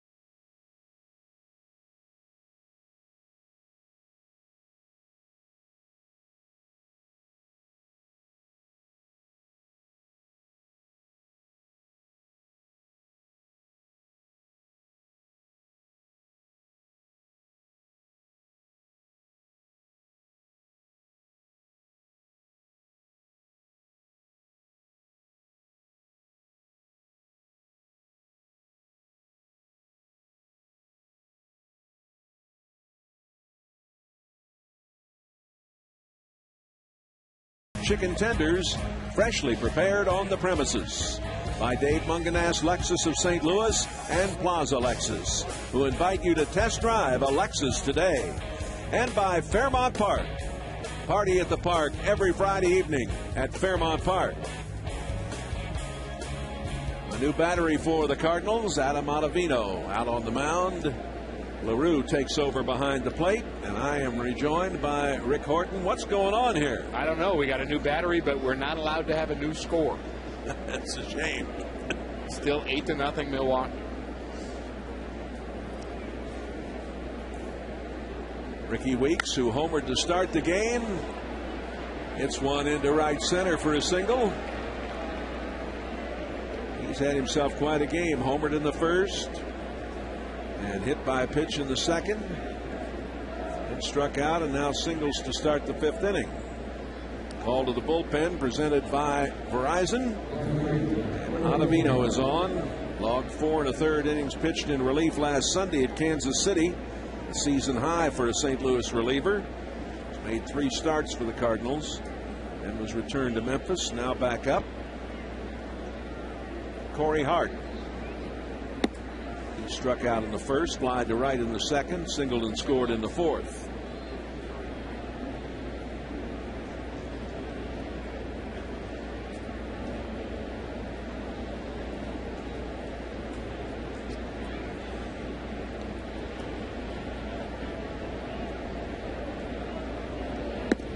Swing and a miss. With the shadows now, really the only problem could be for the right fielder. He still has to battle the sun a little bit. It seems like a lot of balls have dropped in the outfield today. It seems like there is so much room in the outfield. A lot of blue pits for the Brewers. I like the job that Stabenow has actually done in right field. He's charged the ball well a couple of times, made a good throw to second base. 2 balls and a strike. He's not going to win a Gold Glove out there, but he's been very good and kind of a decent replacement for Ryan Ludwig. And Cardinals really miss Ryan Ludwig. One of those guys that you don't really give enough credit when he's around, and then he's not there, and you think, boy, sure would like to have him in the lineup.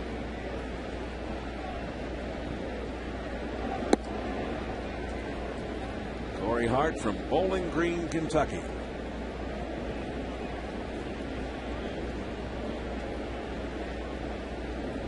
Here's Luddy. Hopefully he'll be ready after the break. He was so close to being ready again. Here's one down the left side, and Weeks is going on to third, and Hart retreats to first.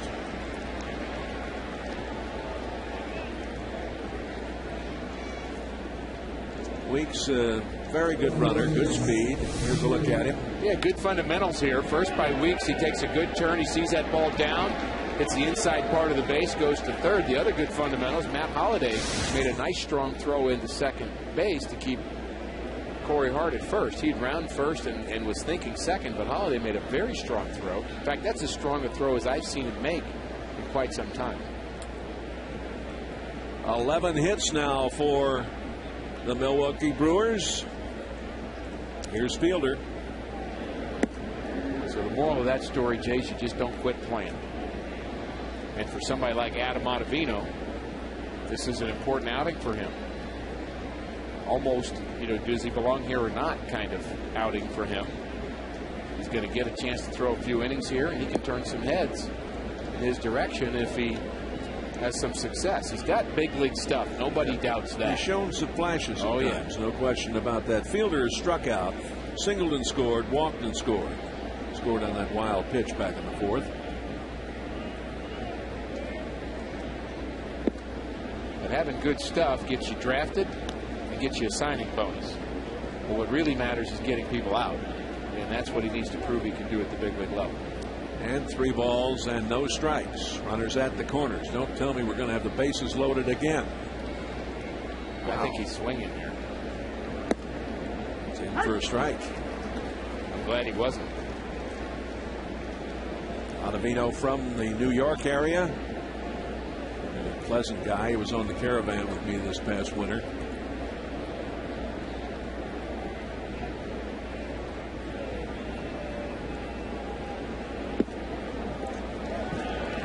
the bases are loaded. They're the most accurate weather team in town. Cindy Pressler, Scott Connell, Mike Roberts, and Anthony Slaughter. In fact, they've won the Weather Rate Seal of Approval 6 years in a row now. The Weather Plus Weather Team, only on News Channel 5.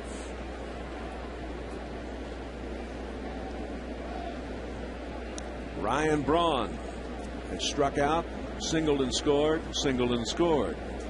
Or excuse me, he did not score in the fourth. He was stranded at third. And here we go again. Bases loaded, nobody out. Fifth inning, 8-0 Milwaukee. And LaRue now wants to talk it over. I'll be anxious to hear Chris Carpenter's post-game comments to see what he says about his arm, whether or not he felt any discomfort at all. And certainly he wasn't admitting to that. And Tony La Russa came out, as we remember, and asked him whether or not he wanted to stay in. And he said, I'm fine. I'm fine. You say that. Exactly. Yes. But you just wonder whether, that's his courage talking or reality. And Cardinal defense didn't help him out very much. Here we go again. Weeks, Hart, and Fielder. Cruz getting the workout covering those bases when they're loaded out there tonight. Through the right side. Weeks comes home. They're sending Hart. He's there. 10-0 Milwaukee. Braun with a couple of RBIs, number 50 and 51.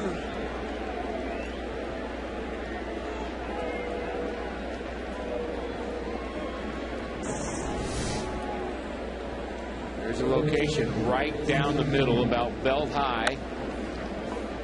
Good jump off of third. Weeks scores for the second time today. And in comes Corey Hart for the second time today. Here's Casey McGee. He's grounded out, struck out, singled, and picked up an RBI.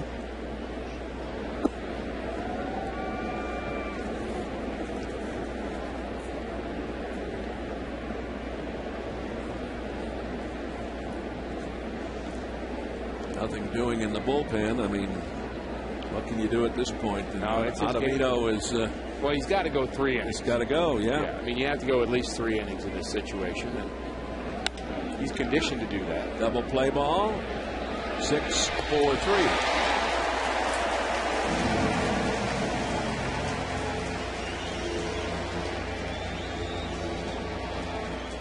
Fielder's down there at third now with 2 out. And Jim Edmonds will come to the plate. Jim has scored 2. He has a couple of singles, a stolen base, and an RBI. And last time up, he lined a shot that Green made a terrific play on out there at second base. Jimmy Baseball looking pretty sharp. Really is, especially defensively. Made some good plays in this series. Not to mention a couple of hits he's had here today against his buddy Chris Carpenter.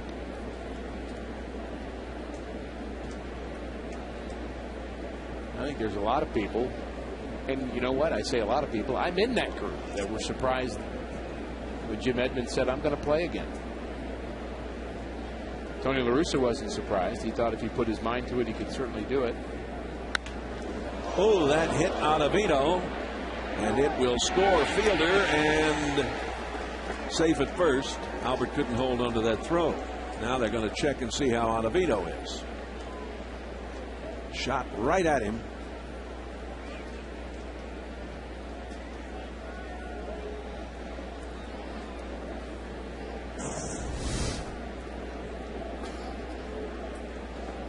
It's him right on the backside, line drive. Really no chance to do anything with that as he was turning with his follow through, and that will probably result in a little black and blue mark.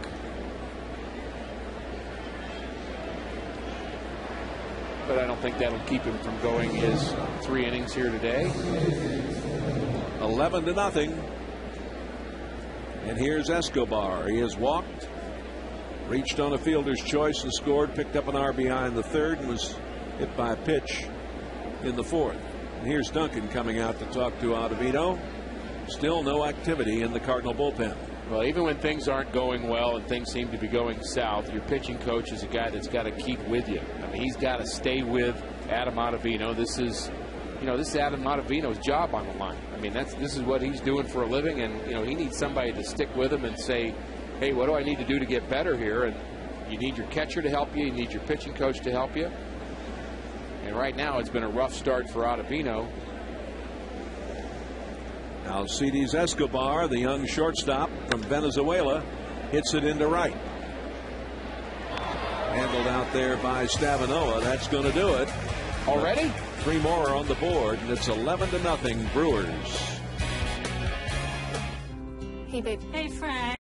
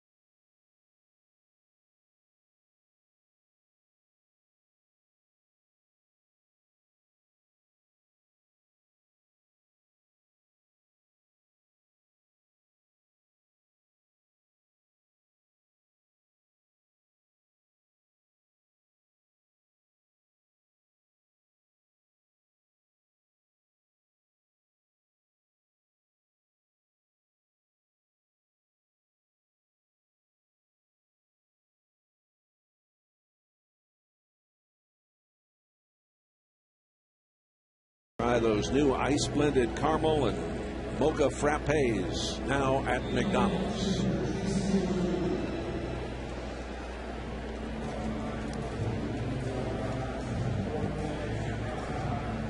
(11-13-0) for the Brewers. 0-2-2 for the Cardinals. The most runs given up by the Cardinals this year, 12, back on the 7th of June against the Dodgers.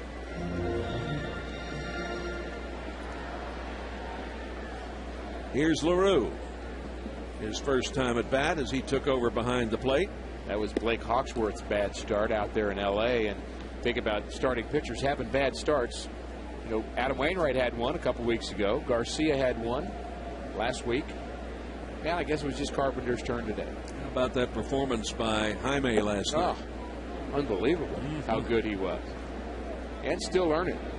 There he is. There's Hawksworth and Jaime. Garcia still talking pitching. You can learn a lot on the bench watching a big league game from that angle. Trust me. Your eyes are open and your ears are open. LaRue. And a foul ball out there. Had good distance on it. LaRue's only batting 146. He does have a home run and 4 RBIs. And of course, he really does an excellent job as the backup catcher here. You don't expect a lot of offense from him, but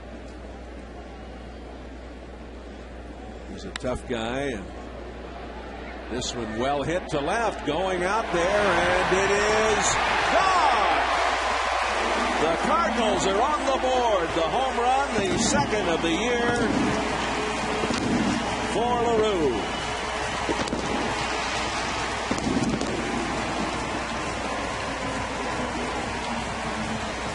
That ball came off the bat. It didn't look like it had enough to get there, but it just kept going. Well, it was such a nice, easy swing by LaRue, too. The ball's up in the zone, and he just kind of puts the good part of the bat on it. Really almost not even a full swing, but the ball really carries to left field. It just drifts on Braun, who's trying to find the fence and just runs out of room. Tyler Green fouls it off. Green was hit by a pitch back in the 3rd inning.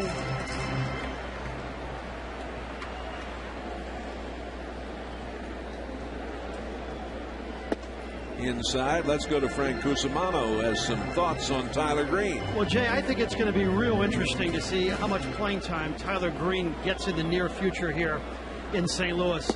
He had a terrific season in Memphis where he made the All-Star team and he was hitting .291. He had 10 stolen bases, 7 home runs, and 28 RBIs.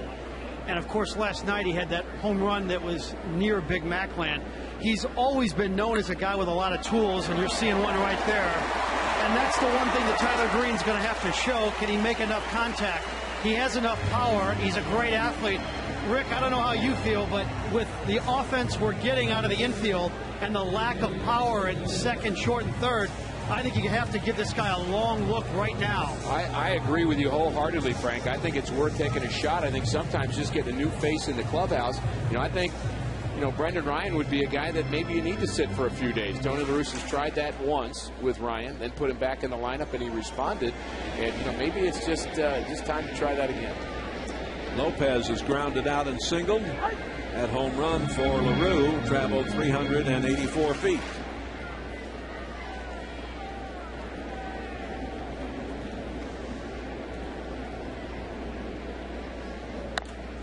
High chopper, fair ball down the line in right. Green going over to third.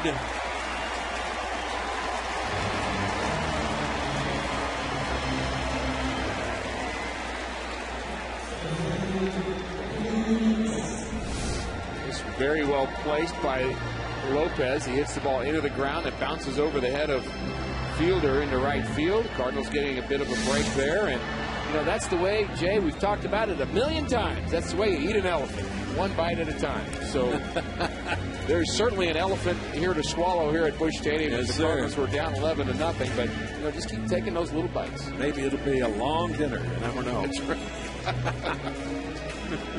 Randy Wynn is grounded out and he is struck out.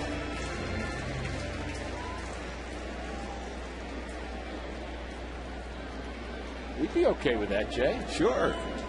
12-11 Cardinal victory? You bet. Ball one. Yankees scored 11 in one inning. 11 runs in an inning. Mike was talking about that earlier. Beat Toronto 11-3 today.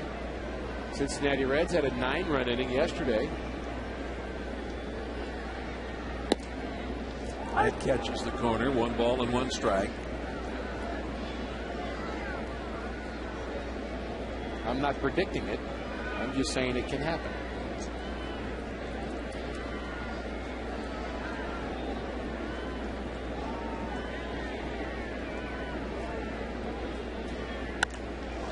And a double play ball. They turn it. Green comes home. When you get together some of the biggest voices in St. Louis, you get some big opinions, good or bad, right or wrong. They're telling it like it is. See what everyone is talking about. Watch I'm Just Saying weeknights during News Channel 5 at 10. 11-2. Here's Albert.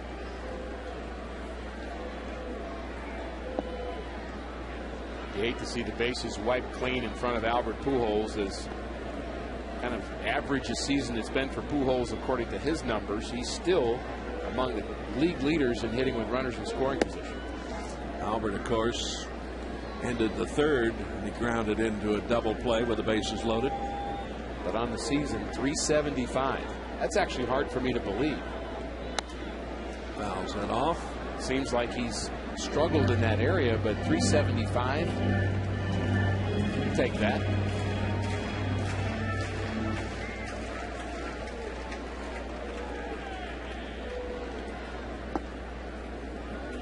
Three and one.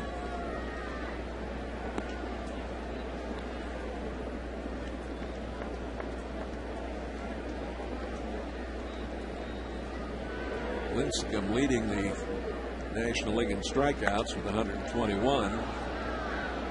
That fouled into the seats and right, and Wainwright tied for 4th, pitching tomorrow for the Cardinals. Lincecum got beat again this week. He is having an off season. The Giants are really struggling. They've lost 9 of their last 10. They've lost 7 in a row. And that pitching staff of theirs just doesn't seem to be holding it together. Here's a long one.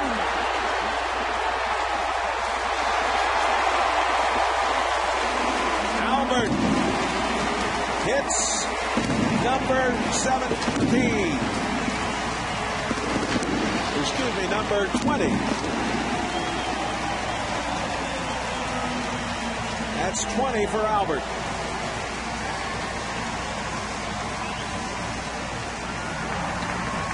And a 386th of his career. A mistake up in the middle of the zone. Albert gets on top of it. Somehow it keeps his hands inside the ball. Just barely gets enough to get it out of here, Jay, as hits it down the left field line. It's amazing how he can keep those hands that close to his body and get that much distance, isn't it? Now, he's still an unbelievable talent. Again, wish there was somebody on base when he just did that. Absolutely. Here's Holiday, who's grounded out and fly to right.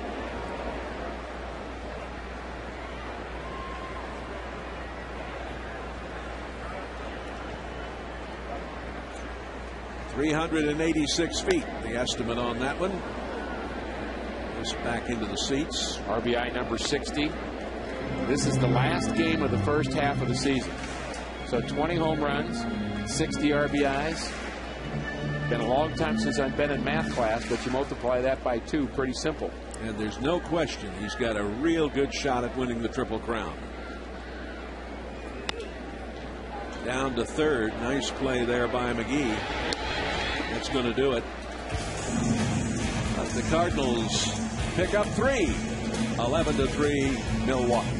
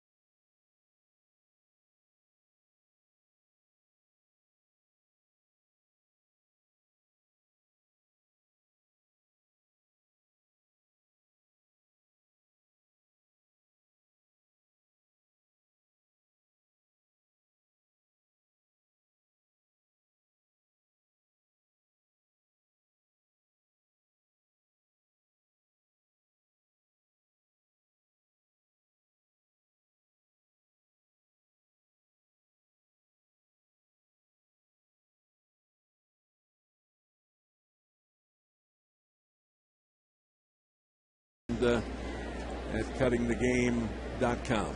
Yeah, and if you go to cuttingthegame.com, you can actually look at his daily blog of what goes on inside the truck, and that's just a great thing to do, and just invite people to go check that out. And as you said, Jay, it's a great gift, and he's just a wonderful, wonderful partner here on the Cardinal telecast. George Contreras at the plate. He's flied to left. Picked up an RBI with a sacrifice fly in the third and struck out in the fourth.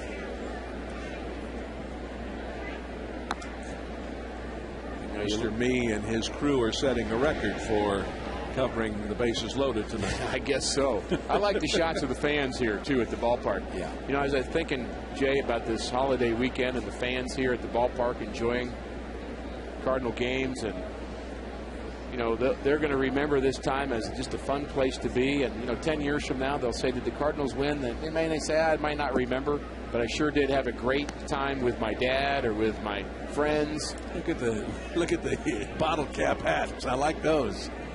Now, I hadn't seen those before, huh?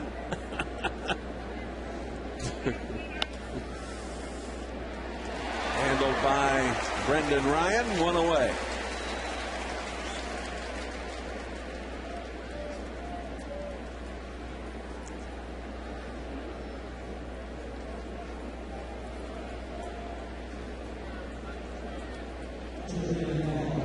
Parra has been hit by a pitch. He's singled and he is struck out.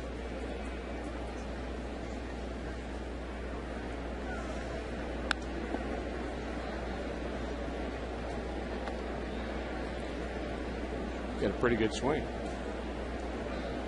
Still not sure I understand the bunt attempt early on. Well, Old Irish pointed out that might have been a mistake, that many of the fellas who saw that on the Cardinal bench would not be pleased with that situation. I wouldn't think so. And it was reported to us that here's a shot down the right side, and it's down into the corner. It's a fair ball, and it is a stand-up double. This guy can swing the bat, no question about it. But it was suggested that apparently Mr. LaRussa had something to say at that time in a rather loud voice. Well, that's a little cryptic, Jay, but I'll take your word for it. I can figure what he might have said. And, you know, Tony's been agitated and has a lot of reasons to be agitated today. He's watched his defense perform poorly. You know, he struggled through watching his ace not have a good evening either. And, you know, he's seen his offense, you know, pick up 3 runs, but probably missed a couple of opportunities with a couple double plays they hit into in both the 3rd and the 5th innings. So I think he has a little reason to be agitated. Here's Weeks. Homered in the 1st, hit by a pitch, picked up an RBI in the 2nd. Struck out in the 3rd, walked and scored, or singled and scored, I should say, against Ottavino in the 5th.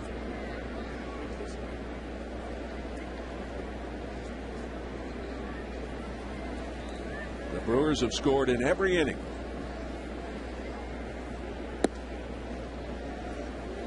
The home run in the 1st, they got 1 in the 2nd, 4 in the 3rd, 2 more in the 4th, and 3 in the 5th.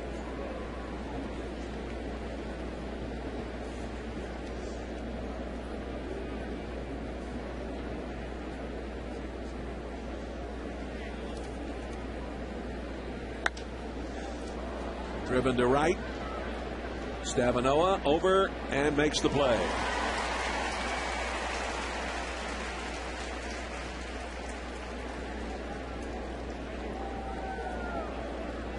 A couple more birthdays, Jay. Happy birthday to Shanna Garcia and also Molly Schulte, also celebrating birthdays today.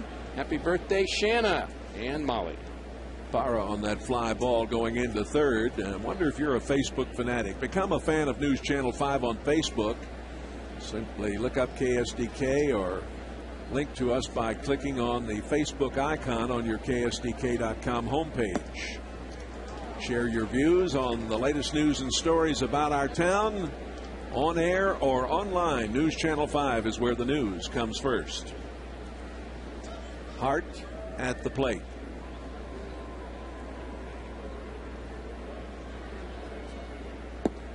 Hart struck out in the 1st, flied to right in the 2nd, singled and scored in the 4th, singled and scored in the 5th.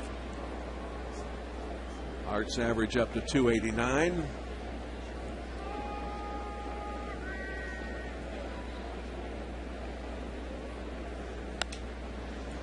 Here's one into left. Holiday has it measured, and that'll do it. 5.5 innings by the boards. 11-3 Brewers.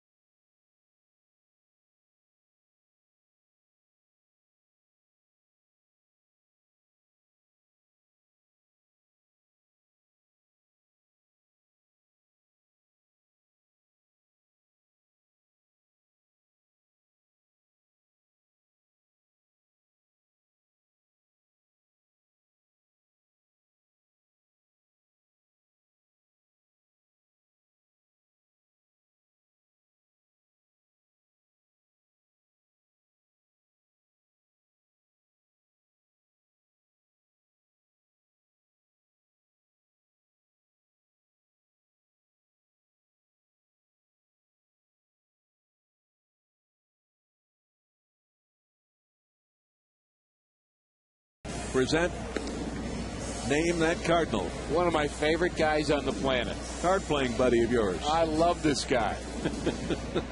Soft tossing right-hander. Not many of those around, but Bob Tewksbury, incredible control. He could throw 84-mile-an-hour fastballs, 80 of them, and get you out and throw up a bunch of zeros. Just an incredible master and a pretty good artist, too. I have a Bob Tewksbury original in my basement. Very good artist, yes, and a really wonderful guy. He drew a picture of our bullpen in the late 80s, and I was in that, and Tukes had Scott Terry and Ken Daly and Lee Smith and Tom Niedenfuhrer, all of us in the bullpen, and he drew a caricature of each of us, and it's pretty funny, and it's in my basement. 1 strike to Stavinoa. He'll be followed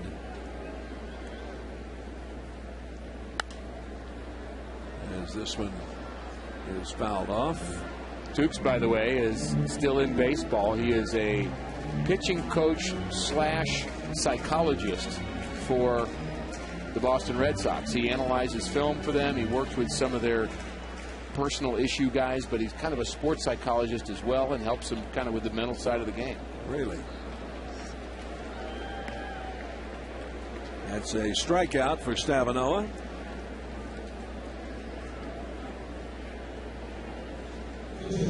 Ottavino batting in Molina's slot after the double switch.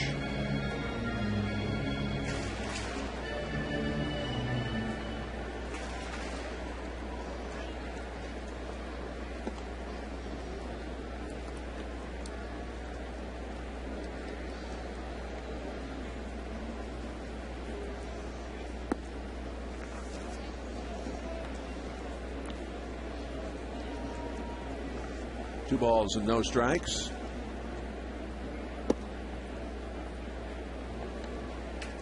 This may be the second time tonight that Parra has walked the other team's pitcher with an 8-run lead.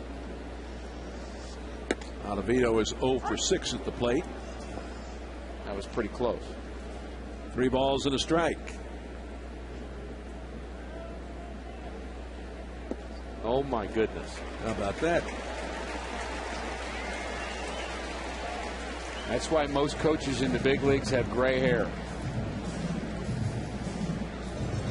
He had walked Carpenter earlier, back in the third.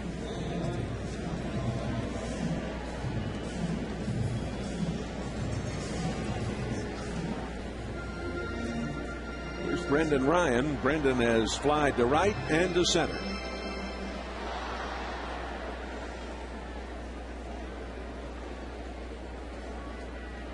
Steps out. And we'll see if the Cardinals get another bite of that elephant this inning.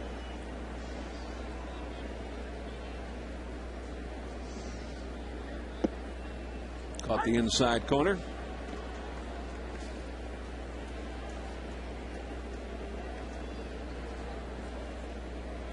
The Brewers have a right-hander up, Coffey.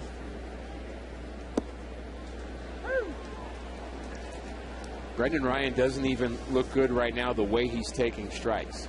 That was a pitch on the inside part of the plate, and he looked off balance actually taking a pitch. Pitchers can see that and usually can exploit it. A bouncer down to third and safe at first. A forced play at second.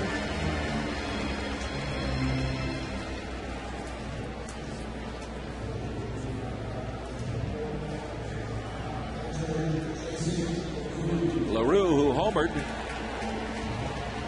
back in the 5th.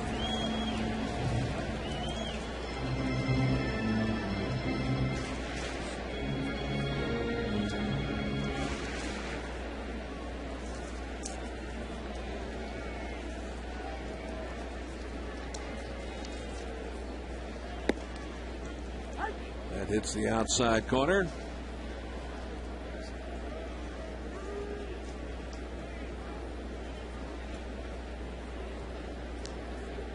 Cardinals lead the current season on the year against the Brewers 5-3. A shot into left. Bob LaRue. 2 for 2. How about it? Taking advantage of an opportunity here tonight. Home run, now a base hit. Again, a nice simple swing. You know, it doesn't have to be complicated. He's not over swinging. I think a lot of young players, Jay, really get in trouble when they think, I want to hit the ball far, so I'm going to swing hard. And you know, of course, in the game of golf, that doesn't work. And it doesn't work in baseball either. That's right. Here's Tyler Green, hit by a pitch in the third, singled and scored in the fifth. We're in the sixth. Inside.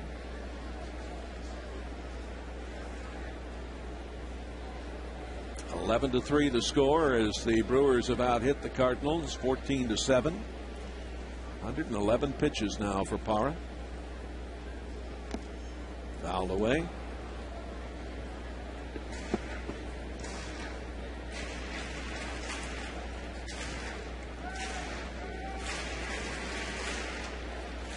Rick, I wonder about Parra throwing 111 pitches at this point in the proceedings as we're just going into July and you're up 11-3 and nobody's warming up. Well, a bit surprised by that. Coffee actually has thrown some, so he's ready if need be. So he may not be throwing right now, but he's kind of standing there like, hey, call me, I'm ready. Yeah, he was throwing. That's right, a few moments ago. And, you know, you think of the high pitches for Parra. They're trying to stretch him out. He's been a 5-inning pitcher, maybe 6 innings, and that's been a bit of a disappointment to the Brewers. So I think they're trying to say, hey, this is your game. We got you 11 runs. Pitch for a while. Spent a good part of the season in the bullpen early on. 1 ball and 2 strikes. Whoa. Well, you might be right, Jay. He may be out of bullets. Just a bit outside. Well, it reminds me that our friend Bob Uecker is not here with Milwaukee, but he is doing very well after that very serious heart operation he had. Miss seeing Mr. Baseball.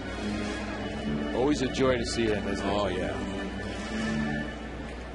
You see the last 3 outings. There's the 5 to 6 innings. 2-2. Green in there. This is going to score 2. It goes all the way to the wall. And Green will go for 3. Tyler Green.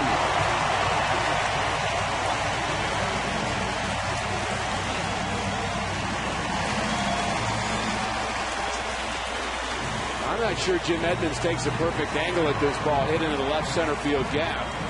And that may have allowed Green to go from second to third, but just overruns it a bit, then has to chase it to the wall. Tyler Green is flying around the bases. He hits the ball in the gap. He smells double or more, and he went from first to third in a hurry. I mean, he is absolutely moving, just a blur around the base paths. One of the things that he brings to this team is something that the Cardinals lack, and that's speed. Yes, sir. You're right. Well, that's going to do it for Parra. Talk about your speed. Look here. Here comes Coffee. Back with more in a moment.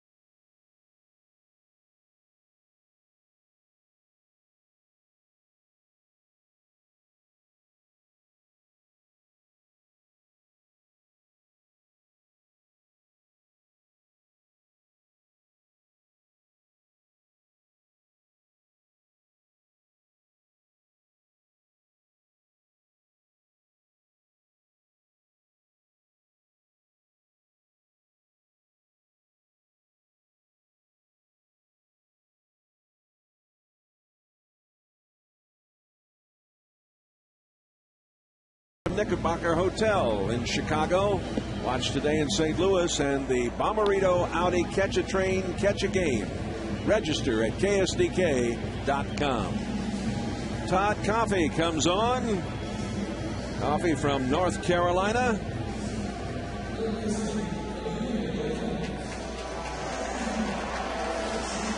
This guy is an avid fan of science fiction.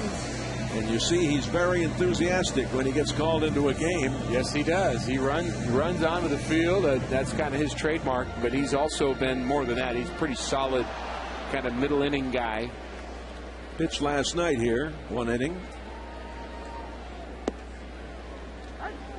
Lopez has grounded out.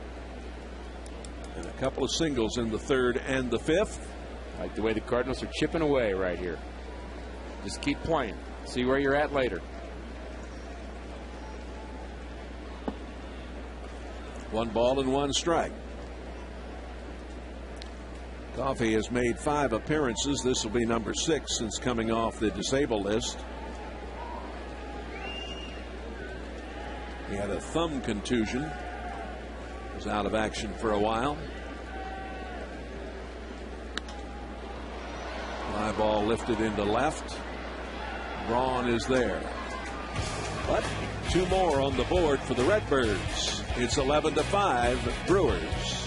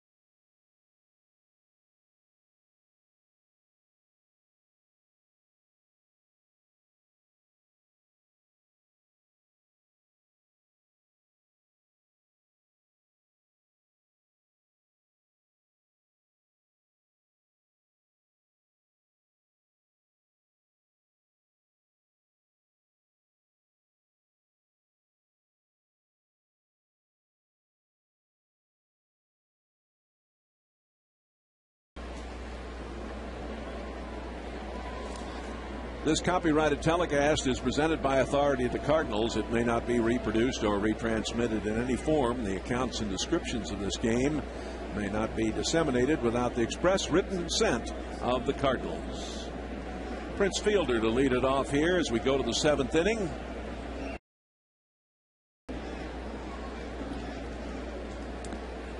It's inside. Ottavino, who came on in the 5th. Still out there.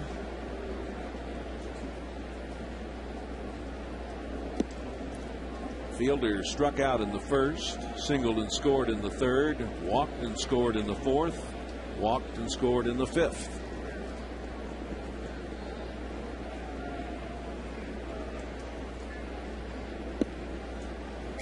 Two balls and a strike.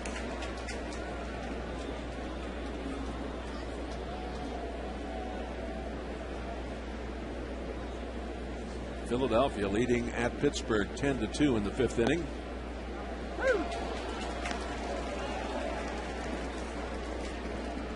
Fielder says that's not a strike. Been a big strike zone all night, yet we've still seen a lot of offense. Todd Tichenor, the plate umpire this evening.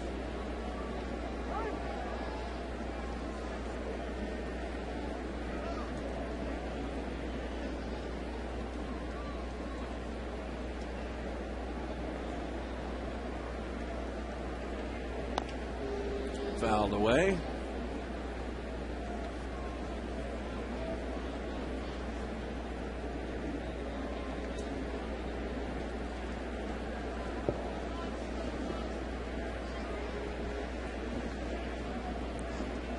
Just joining us, Ludwig was placed on the DL today. John Jay called up from Memphis. In fact, Jay was on deck earlier in this game. I'm wondering if that kid caught that foul ball. I don't think so. I wish we had it if he did. Let me even have a glove. Wait a minute. Keep it in the left hand. There you go. Oh, my. There you go.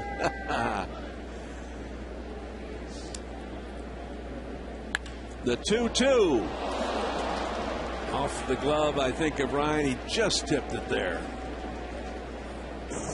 Another hit for Fielder. Oh, there we go. That's how the baseball was delivered. There we go. She wasn't really sure she wanted it. Ryan Braun has struck out, singled and scored. What's the chance that's going to get thrown on the field? I don't know. 3 singles for Braun in the game and a strikeout and a couple of RBIs and a run scored. His average right at 300.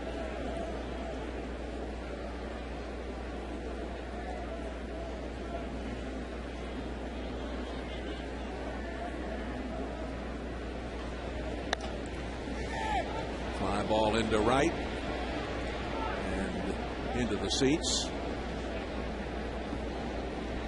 The lights now, Ricky, just starting to take effect a little bit as it is dusk in downtown St. Louis. Still see the sun shining off to the right on the building, on the glass over to our right, but you would think it'd be a bit of an advantage for pitchers right now, although we've seen nothing but offense. 23 hits in this game. That's in for a strike. 0-2. Another good fastball from Ottavino, 94 on the black. As I watch him pitch, Jay, I just see a guy that's really searching to figure out who he is as a pitcher. I'm not sure I could define him very well. I don't know if he knows himself very well as a pitcher yet. Certainly has good stuff, throws hard.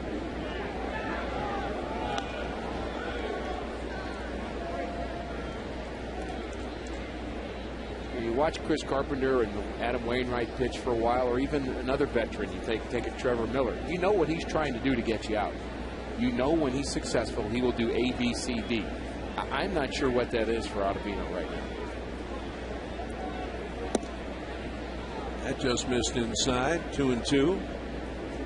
Braun was the 2007 Rookie of the Year. There's pitching coach Duncan looking out. Bit of a quizzical look on his face as well, Rick. Yeah, nobody is feeling the 11 runs and 15 hits more than Chris Carpenter and Dave Duncan. Foul ball. Carpenter's ERA ballooned over 3 with his outing here, and he is the pitcher on the losing side if the Cardinals don't come back, and he'll end up 9-2 at the end of the day. And he will not become one of the 4 10-game winners in the National League. Ubaldo Jimenez has 14 wins, Adam Wainwright with 11, and Pelfrey with the Mets has 10. Wainwright, of course, leads the Cardinals, and Carpenter was trying to join him in that club with a 10th victory today, but it was not to be.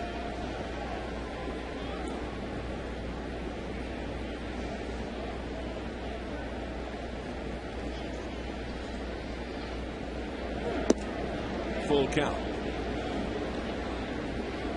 Braun hit 103 home runs through his first 3 seasons. Put him in a list with Pujols and Kiner and Matthews and DiMaggio and Teixeira. He is, as I said, right now at 300, but has been struggling a little bit of late at the plate. Chopper and a double play ball. Yes, sir. 4-6-3. Let's revisit Rick's keys to the game. Well, the keys to the game have shown just why Milwaukee is ahead in this game. Scoring early for the Cardinals was the key. They didn't do it. They got down big early. Chris Carpenter trying to keep the other team in the ballpark. It just took one batter for that to change around, as Ricky Weeks led off this game with a home run, and he was not able to make a lot of good pitches. And Cardinals not enough production from the right-handed side of the plate, although they've gotten it in the 5th and 6th inning. Unfortunately, a little late. And we'll see if they can get some more before this game is over, but just not enough offense to keep up with those big numbers early for the Brewers. McGee is grounded out, struck out, singled, picked up an RBI, and grounded into a double play. That's in the dirt.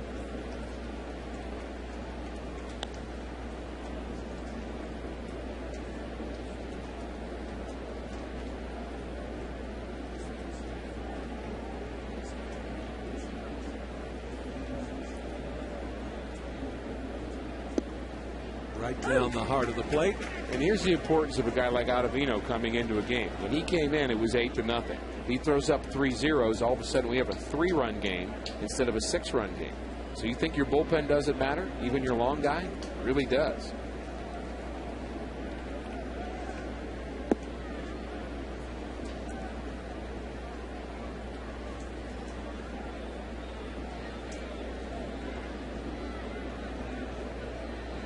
Two and two the count to McGee.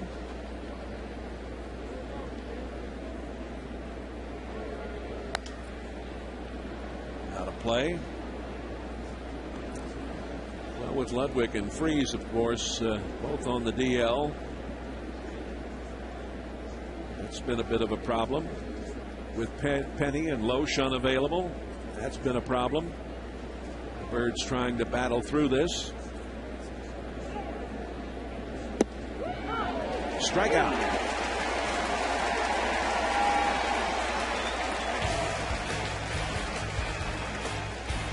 Eleven to 5.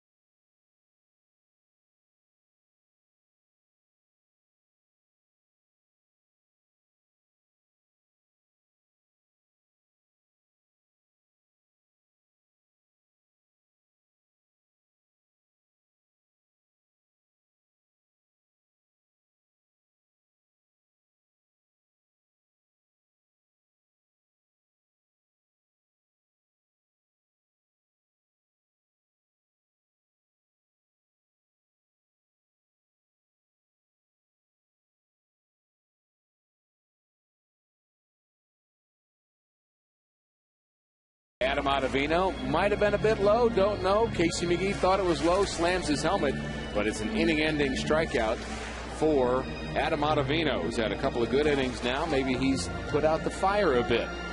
And we'll see if the Cardinals start taking more bites out of that elephant. How do you like your elephant, Jay? Medium well. All right.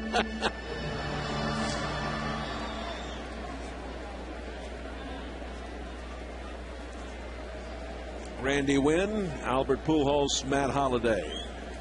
Bottom of the 7th inning, 11-5.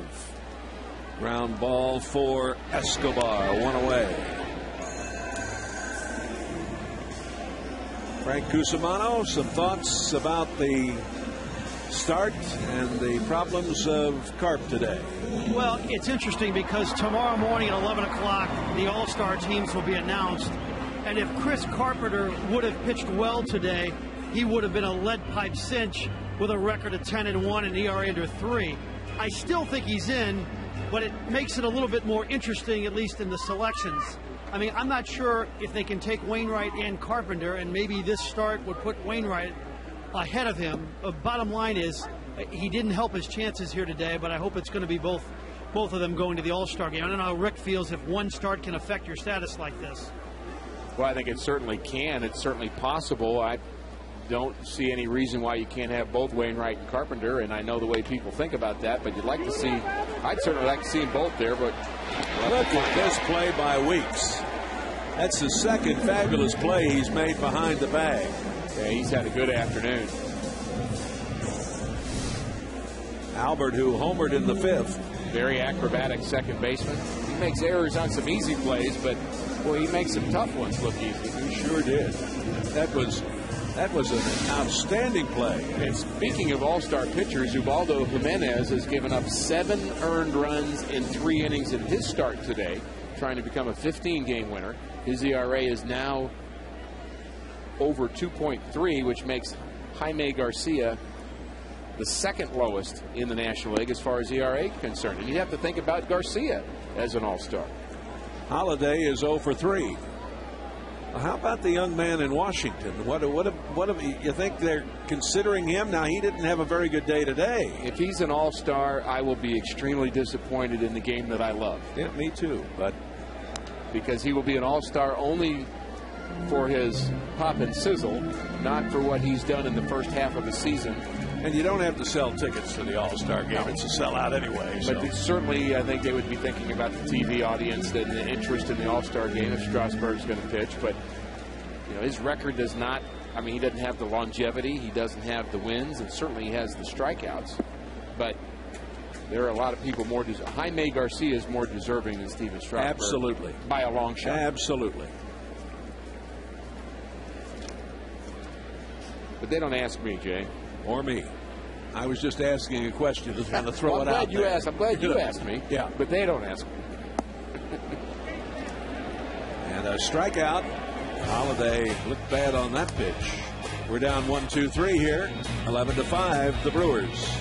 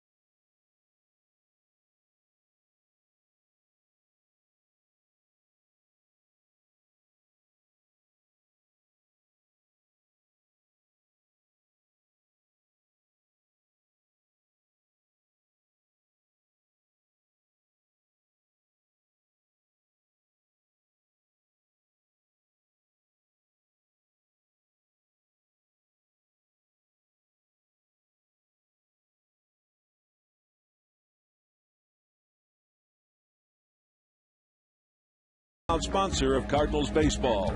And by Toyota. There are many reasons to buy a Toyota, and now is the perfect time to get yours during Toyota's National Clearance Event.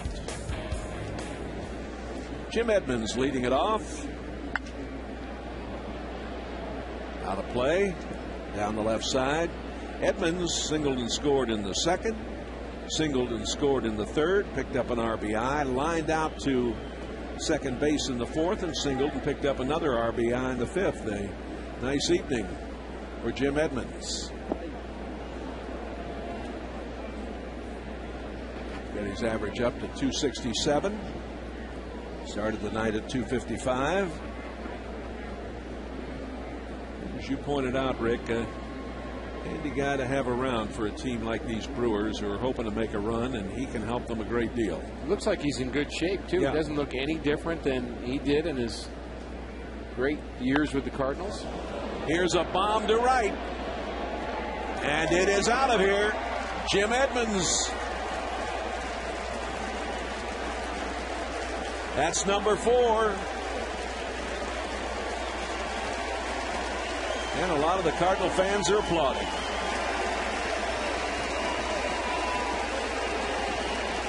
He gave these Redbirds a lot of thrills over the years.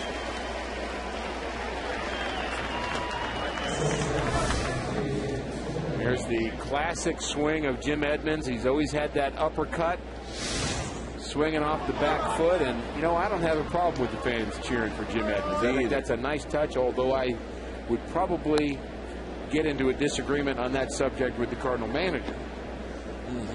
He probably would not be too thrilled about that.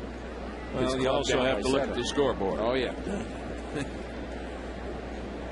Escobar has walked, reached on the fielder's choice and scored, picked up an RBI. That's not the fans rooting for Milwaukee. That's the fans saying, thank you, Jim, for so many years of great play. Escobar hit by a pitch in the fourth and flied to right in the fifth.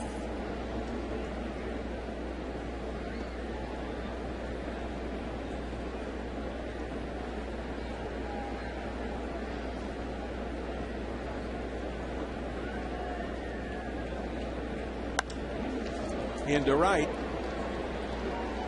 Escobar on base again. It's Six Flags Day at Busch Stadium. You'll want to join us here at the park on Sunday, July 18th, when the Cardinals take on the Dodgers. All fans 48 inches and under will receive a free ticket to Six Flags. For tickets to a game, visit us online at cardinals.com. Edmonds' home run, 376 feet.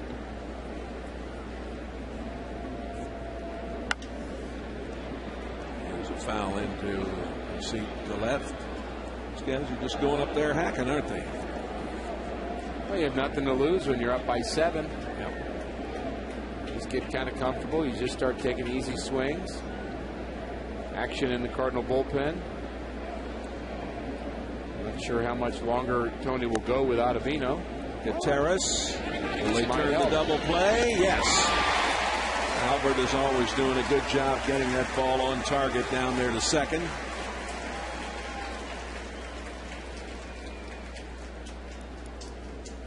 Immediately following today's telecast, you'll want to stay tuned for the Dave Sinclair Automotive Group Cardinals Game Day Wrap-Up, the Cardinal highlights, and the Brewer highlights. Today's action, insight into the game. News Channel 5, your home for the Cardinals. This is Joe Inglet pinch hitting.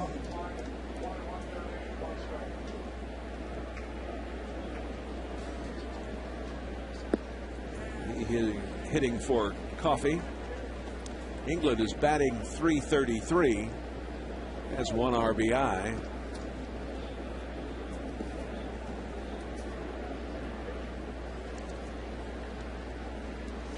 He's been a decent pinch hitter for Milwaukee. Fouls that one off.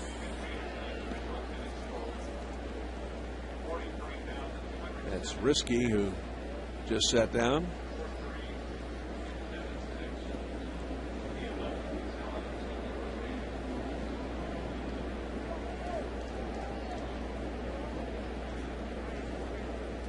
This fella's appeared in 45 games this season, including 5 starts.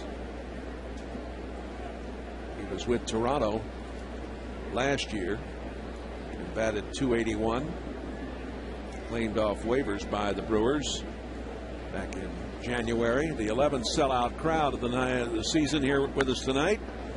As here's one down the right side.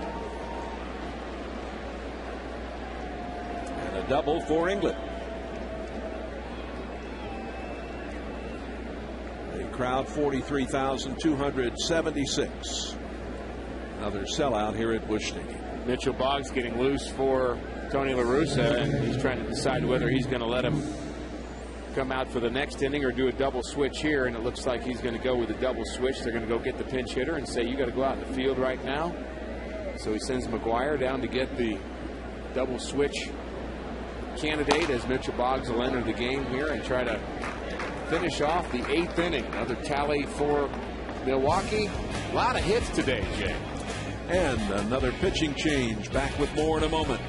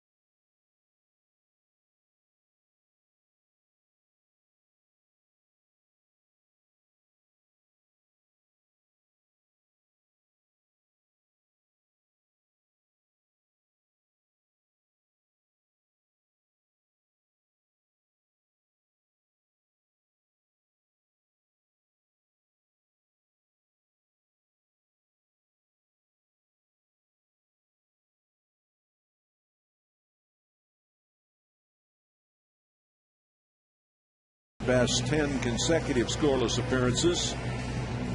And out in left, called up from Memphis, John Jay. He takes over for Holiday.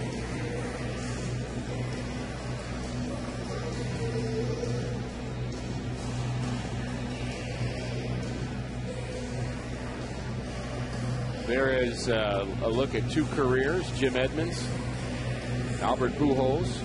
Number of games in their careers, number of home runs. Jimmy in about 500 more games. Albert and Jimmy 386 home runs each. There's a batting average of Albert, quite a bit better. Edmonds has always been a good RBI guy. Yeah, you got to give him credit too for being an outstanding defensive player. Wonderful center fielder. Jimmy Baseball.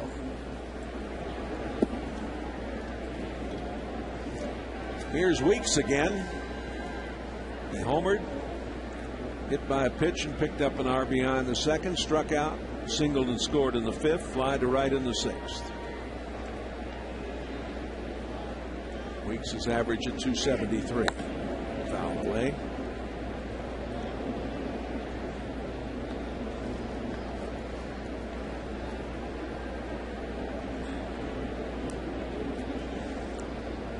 Foul ball just missed that baby that I showed you earlier that had the baseball.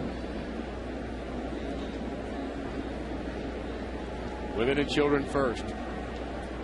Shouldn't the guy be on the other side protecting? I would think so. Oops. Did he hit him? Yes, he did. So another Brewer is hit by a pitch. Ball just runs right in on Weeks, just barely grazes him. But even if it hits the uniform, it's a hit by pitch. Not a lot of folks know that, but if it just hits the actual uniform or any part of the body, it doesn't have to hit your body. If it's your uniform, it's still a hit by pitch. That's 4 of them tonight. Here's Corey Hart, struck out, fly to right, singled and scored in the 4th, singled and scored in the 5th, fly to left in the 6th.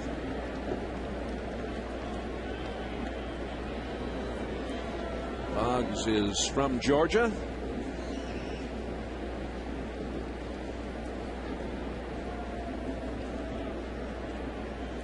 Made 9 starts for the Cardinals last year. 7 appearances out of the bullpen.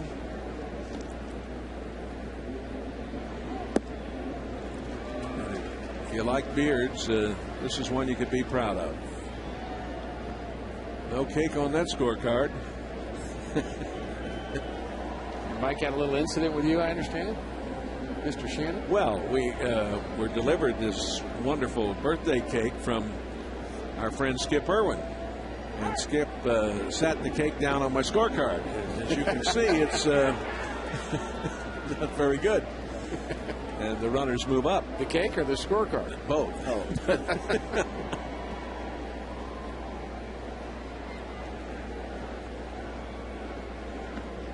Well, here's that area here. I'm kind of thinking this guy should move over here and be more of a protector of that child. Don't you think, Jay? I mean, isn't that? I do. Wouldn't that be chivalrous for him to do that? He's looking in the wrong direction. You're always the analyst, and you're right on. I'm going to go down and talk to him. Oops. Almost hit another one. Wow. Look out here. Jason LaRue had to do a little yoga move just to catch this ball. Whoops. Actually knocked him over. 2 balls and 2 strikes, 2 on and 2 out, and a run home.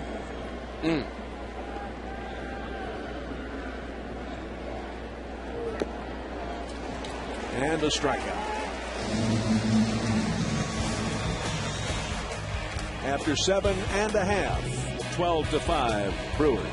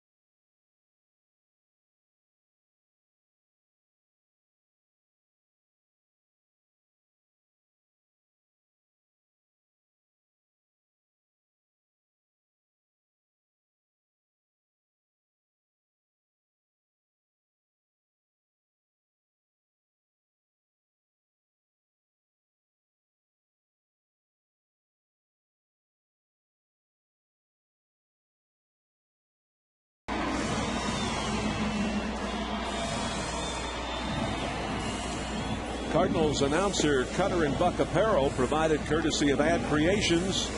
Contact Ad Creations for all of your promotional product and apparel needs. If you want people to remember your name, remember ours. www.adcreations.com. They're dancing in the aisles, but only because it's a nice holiday weekend, not because their Cardinals are playing very well. That's it. David Risky is into the ball game to do the pitching. Born in Washington, lives now in Las Vegas, Nevada.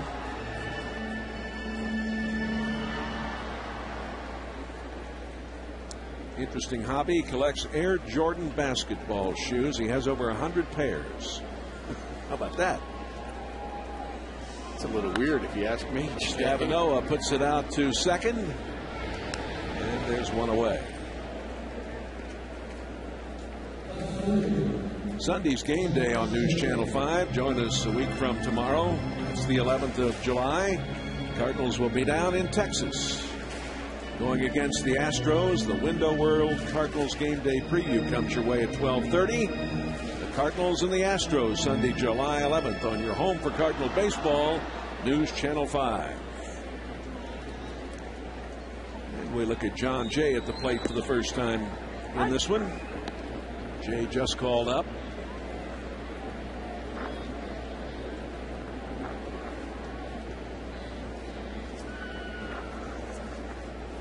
Impressed a lot of folks in the organization. Yeah, he's had a great year, and he really made the most of his time at the big league level as well. And you know, he's a very serviceable player. I like the way he swings the bat. He's a decent outfielder, a little bit of speed. And you always like to have a left-handed guy coming off the bench. That's really how he got his chance. Cardinals were heavy with right-handers at the beginning of the season, Jay, if you remember, with Mather and Craig and Stavanoa. And they needed somebody to hit from the left side, so they brought Jay up for balance. It's his second call-up of the season.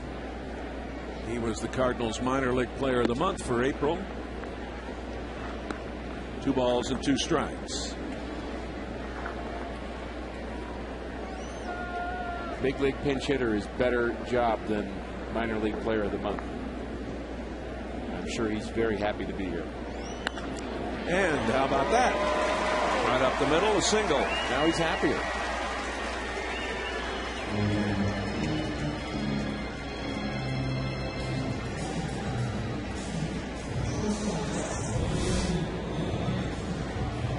A lot of movement, the hands, Jay.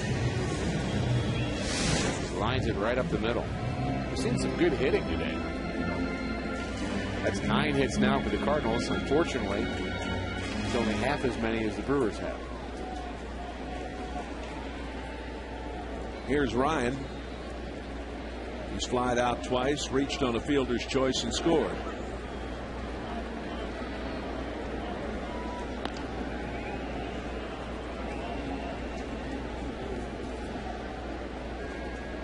That batting average has dipped once again below 200.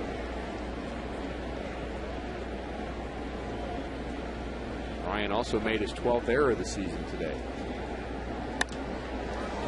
Into right. Corey Hart takes it. 2 away.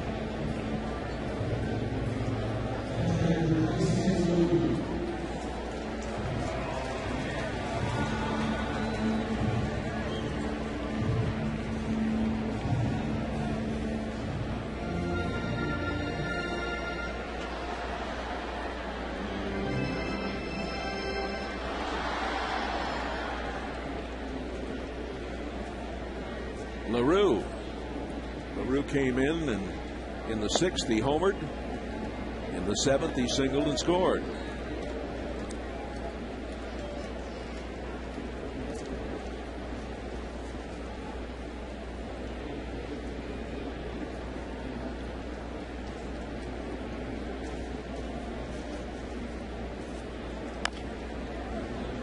Just outside of third. Todd Coffey did a nice job out of the bullpen for Milwaukee. It looked like the Cardinals offense was starting to come alive, and maybe they'd start inching their way back into this game, and he just really shut down the Cardinals. 1 1/3 innings. No hits and no walks and a strikeout. Ricky, should he take this base here? They're giving it to him. Well, there's a couple of schools of thoughts on that. I would say no. This was the exact argument that we had with the San Francisco Giants, Whitey Herzog and Roger Craig, over this issue.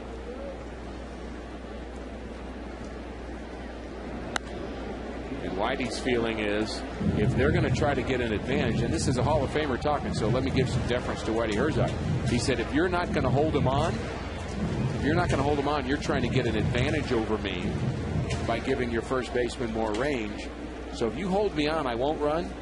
But if you play behind, I need to run because I can't let you take advantage of that. So Whitey Herzog would say, yes, run. Here's the 2-2 pitch. Out into center field.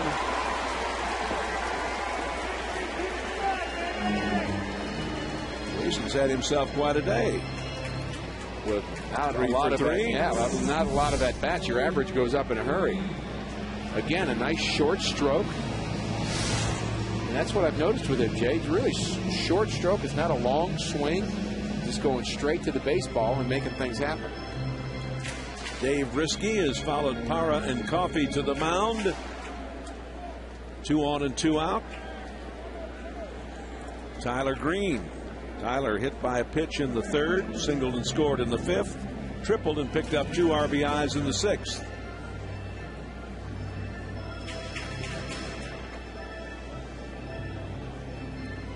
Drew's average up to 205. Good day for him. And Green's average up to 290. David and his wife driving up day before yesterday from Memphis. Getting a shot to play. The injury to Freeze.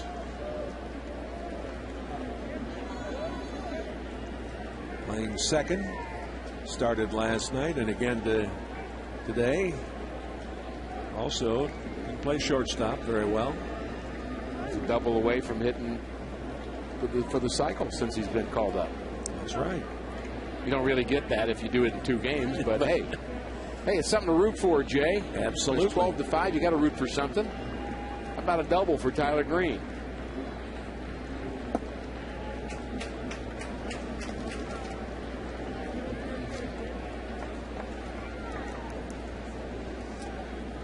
Here's Adam Wainwright. Suppan to his right. Wainwright, the starter tomorrow for the Redbirds in Game 4 of this series. That's a good matchup. Gallardo, the ace of the Brewers, is 8-3. Wainwright, 11-5.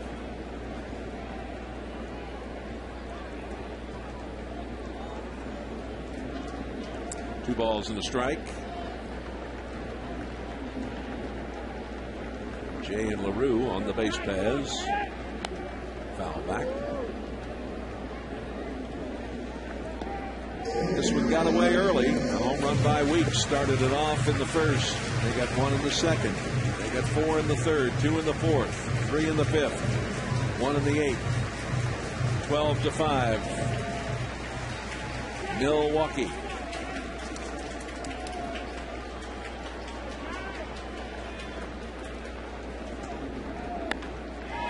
Down the line, just foul. That's that double I was rooting for. Yes, sir. Come on, call it fair. Let's go. You don't have to be right every time. Go with the program, James Hoy. Third base umpire, come on. That's fair enough. Let's go. Ground rule double. It's not that tough. He'd have had 40,000 fans if he'd have done that. Yes, sir. 11th sellout of the year here tonight. Better than 43,000 on hand. And another 2-2 pitch coming to Tyler Green.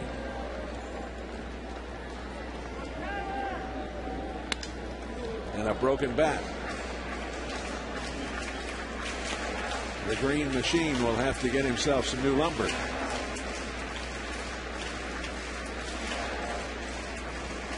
I love the speed up rule that baseball has put in where the bat boy has to be ready with your extra bat in case you break a bat, as opposed to, remember, it used to be that guys would take forever. They put the pine tar on and they might bring 3 bats out and swing them for a minute, you know, or whatever. Yeah, I like it too.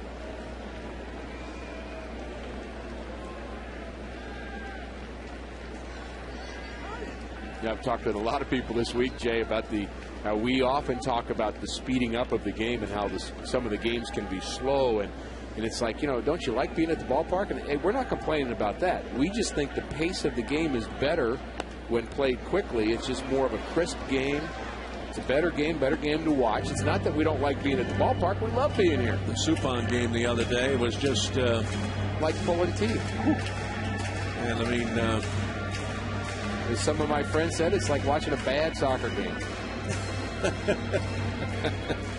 And I guess you could say there are a few of those. Now I happen to like soccer. So I do. I love soccer. Yeah, but not everybody does. No, not everybody. Now to play. Well, that was a tremendous performance by Germany today.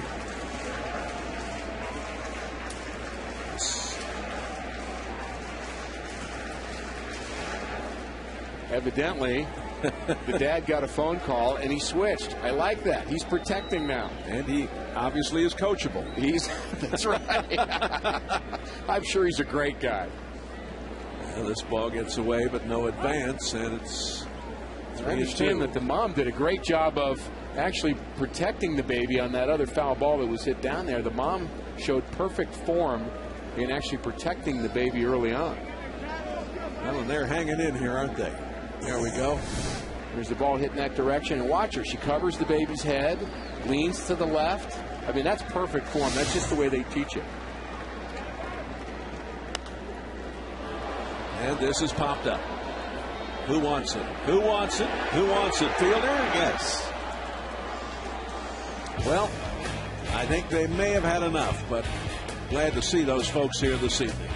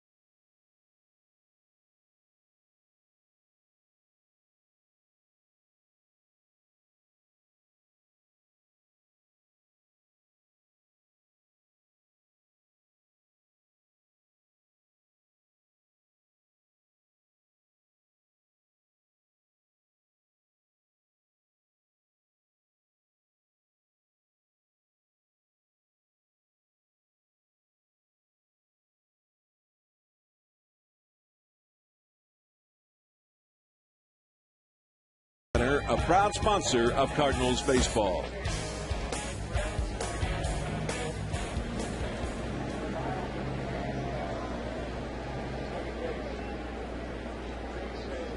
Very loyal fans staying here at the ballpark.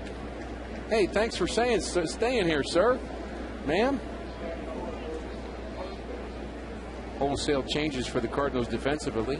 I think we could summarize it by saying everybody's playing somewhere different.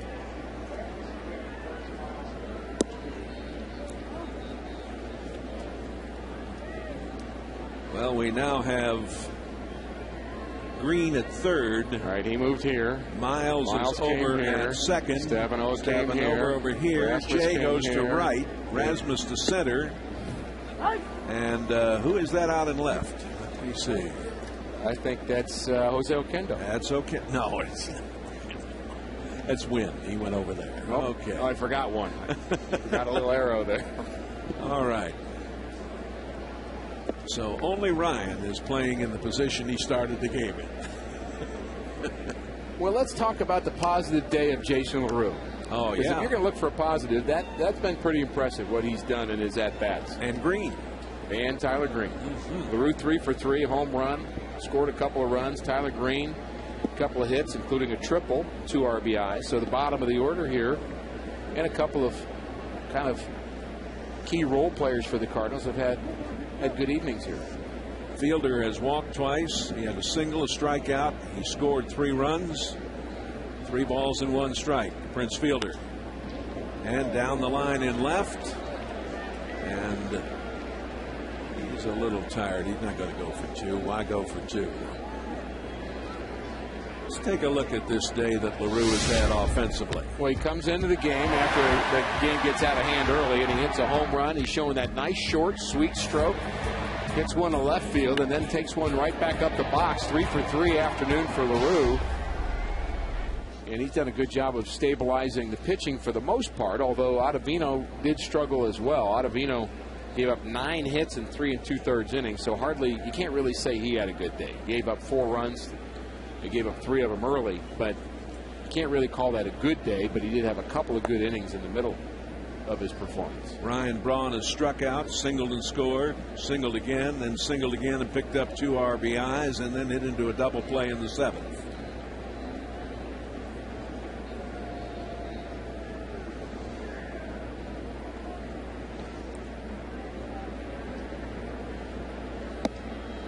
It's Wynn, Rasmussen, Jay in the outfield. Green, Ryan, Miles, and Stavinoa.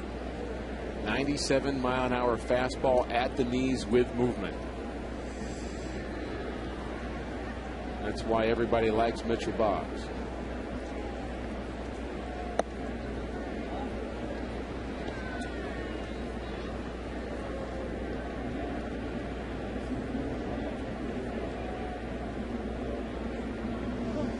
This is the most hits, Rick, that the Cardinals have had against them this year. They had 15 in that game over Kansas City on the 27th.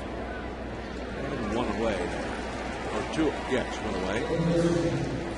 You mentioned that the season high was 12 runs on the run column that happened in Los Angeles. Right. And we'd like to keep that right where it is at 12. Casey McGee grounded out, struck out, singled, picked up an RBI, grounded into a double play, and struck out again. Fielder down there at first with 1 gone. We're in the 9th.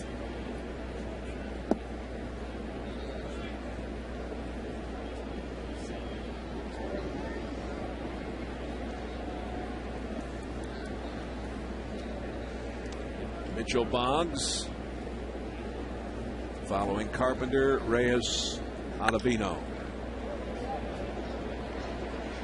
John Jay makes the play.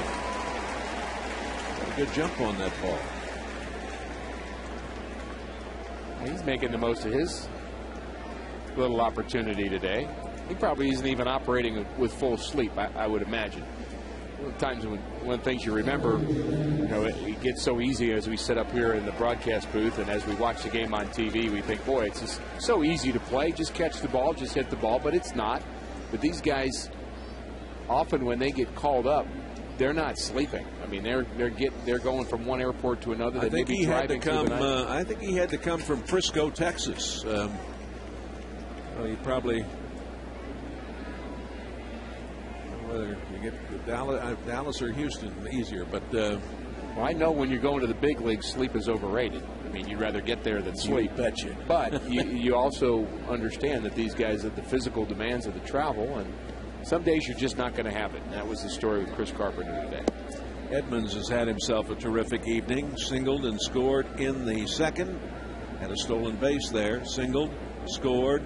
Had an RBI in the 3rd, lined out in the 4th, singled and picked up an RBI in the 5th, and homered in the 8th. And he is our Budweiser player of the game. Well deserved. You bet it is.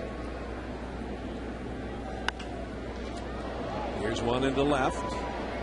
Wynn is under it and makes the play. Oh, we're going to the bottom of the ninth. 12-5 Milwaukee.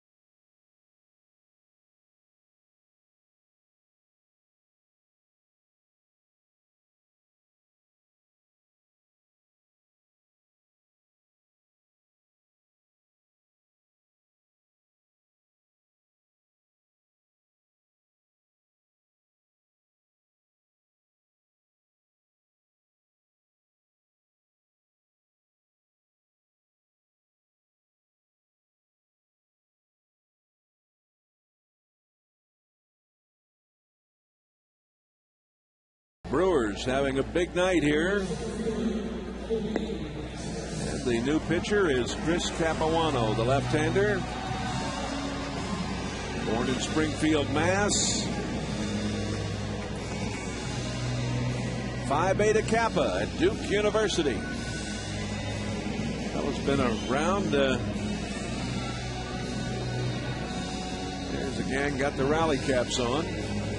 Yeah, he was a Phi Beta Kappa in economics, and he realized that he needed to keep playing baseball because economics are a lot better when you keep playing. He has had numerous injuries. He had the elbow transplant in 2008. He didn't pitch, but he was the stud pitcher for this team for a couple of years. Yes, he was 5 times on the DL. He just can't stay healthy. He won 18 games for Milwaukee in 2005. Yep. Chris Capuano follows Para, Coffey, and Risky. Colby Rasmus batting .275, 16 home runs and 40 RBIs. 2 for 7 in this series.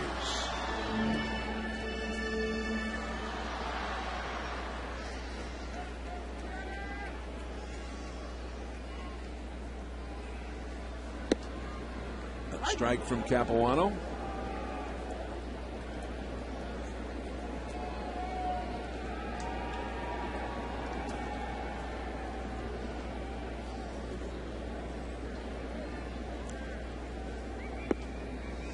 Outside, 1 ball and 1 strike. Phillies leading Pittsburgh 12-3. They're in the top of the 9th inning at Pittsburgh.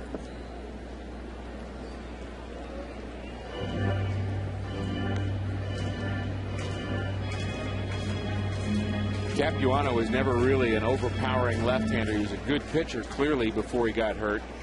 And you always wonder about guys that come back after major injuries, whether or not they're going to have enough stuff left to get through and get by at the big league level. And 1 away as Rasmus flies to right.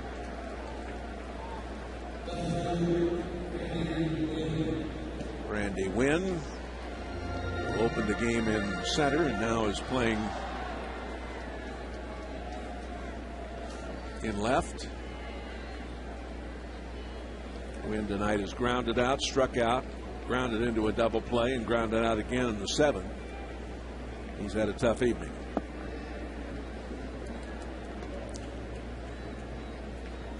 Darkness has engulfed the stadium and downtown St. Louis on this 4th of July eve.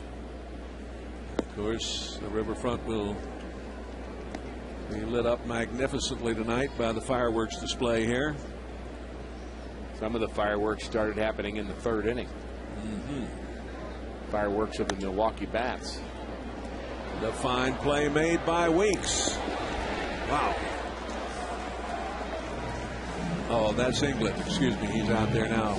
Weeks, of course, made a couple of terrific plays. Wow. That's a great play. It really is. Got that little second baseman glove stretched out as far as he could. How about that? Second basemen usually have the smallest glove on the field, Jay, so they can turn that double play quicker. Aaron Miles bats for the first time. He's batting .276.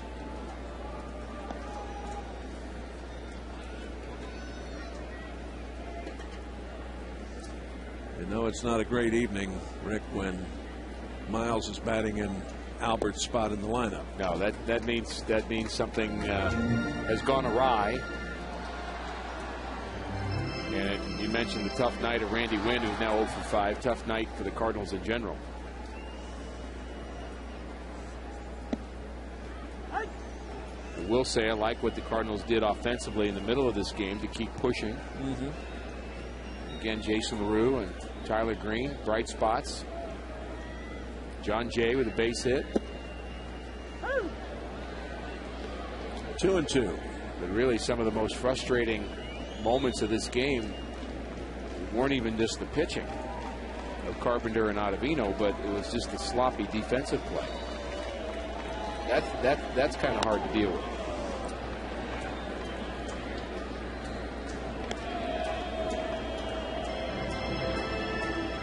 And we go back to our positive again. Jason LaRue with a very good night. 2 balls and 2 strikes.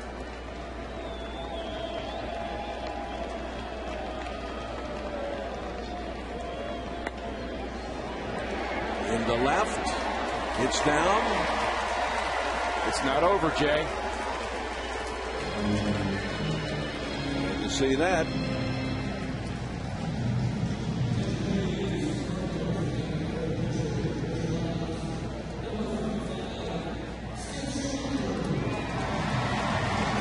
Skip Schumacher will come to the plate.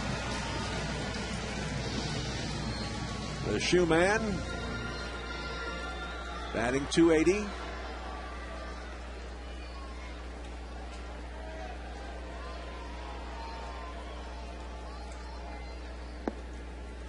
Capuano was low with that offering.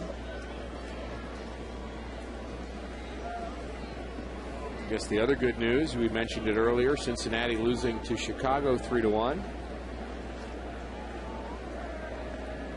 But on the other hand, another missed opportunity to pick up some ground. Boy, you bet. Tomorrow's game at 1:15.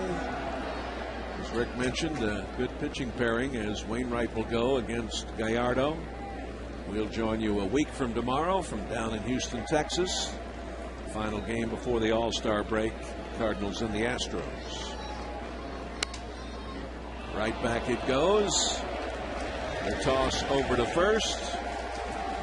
And that's going to do it. Rick, tough night. Not a great way to end the first half of the season. This was game number 81. A bit of a maybe microcosm of the frustrating first half of the Cardinals.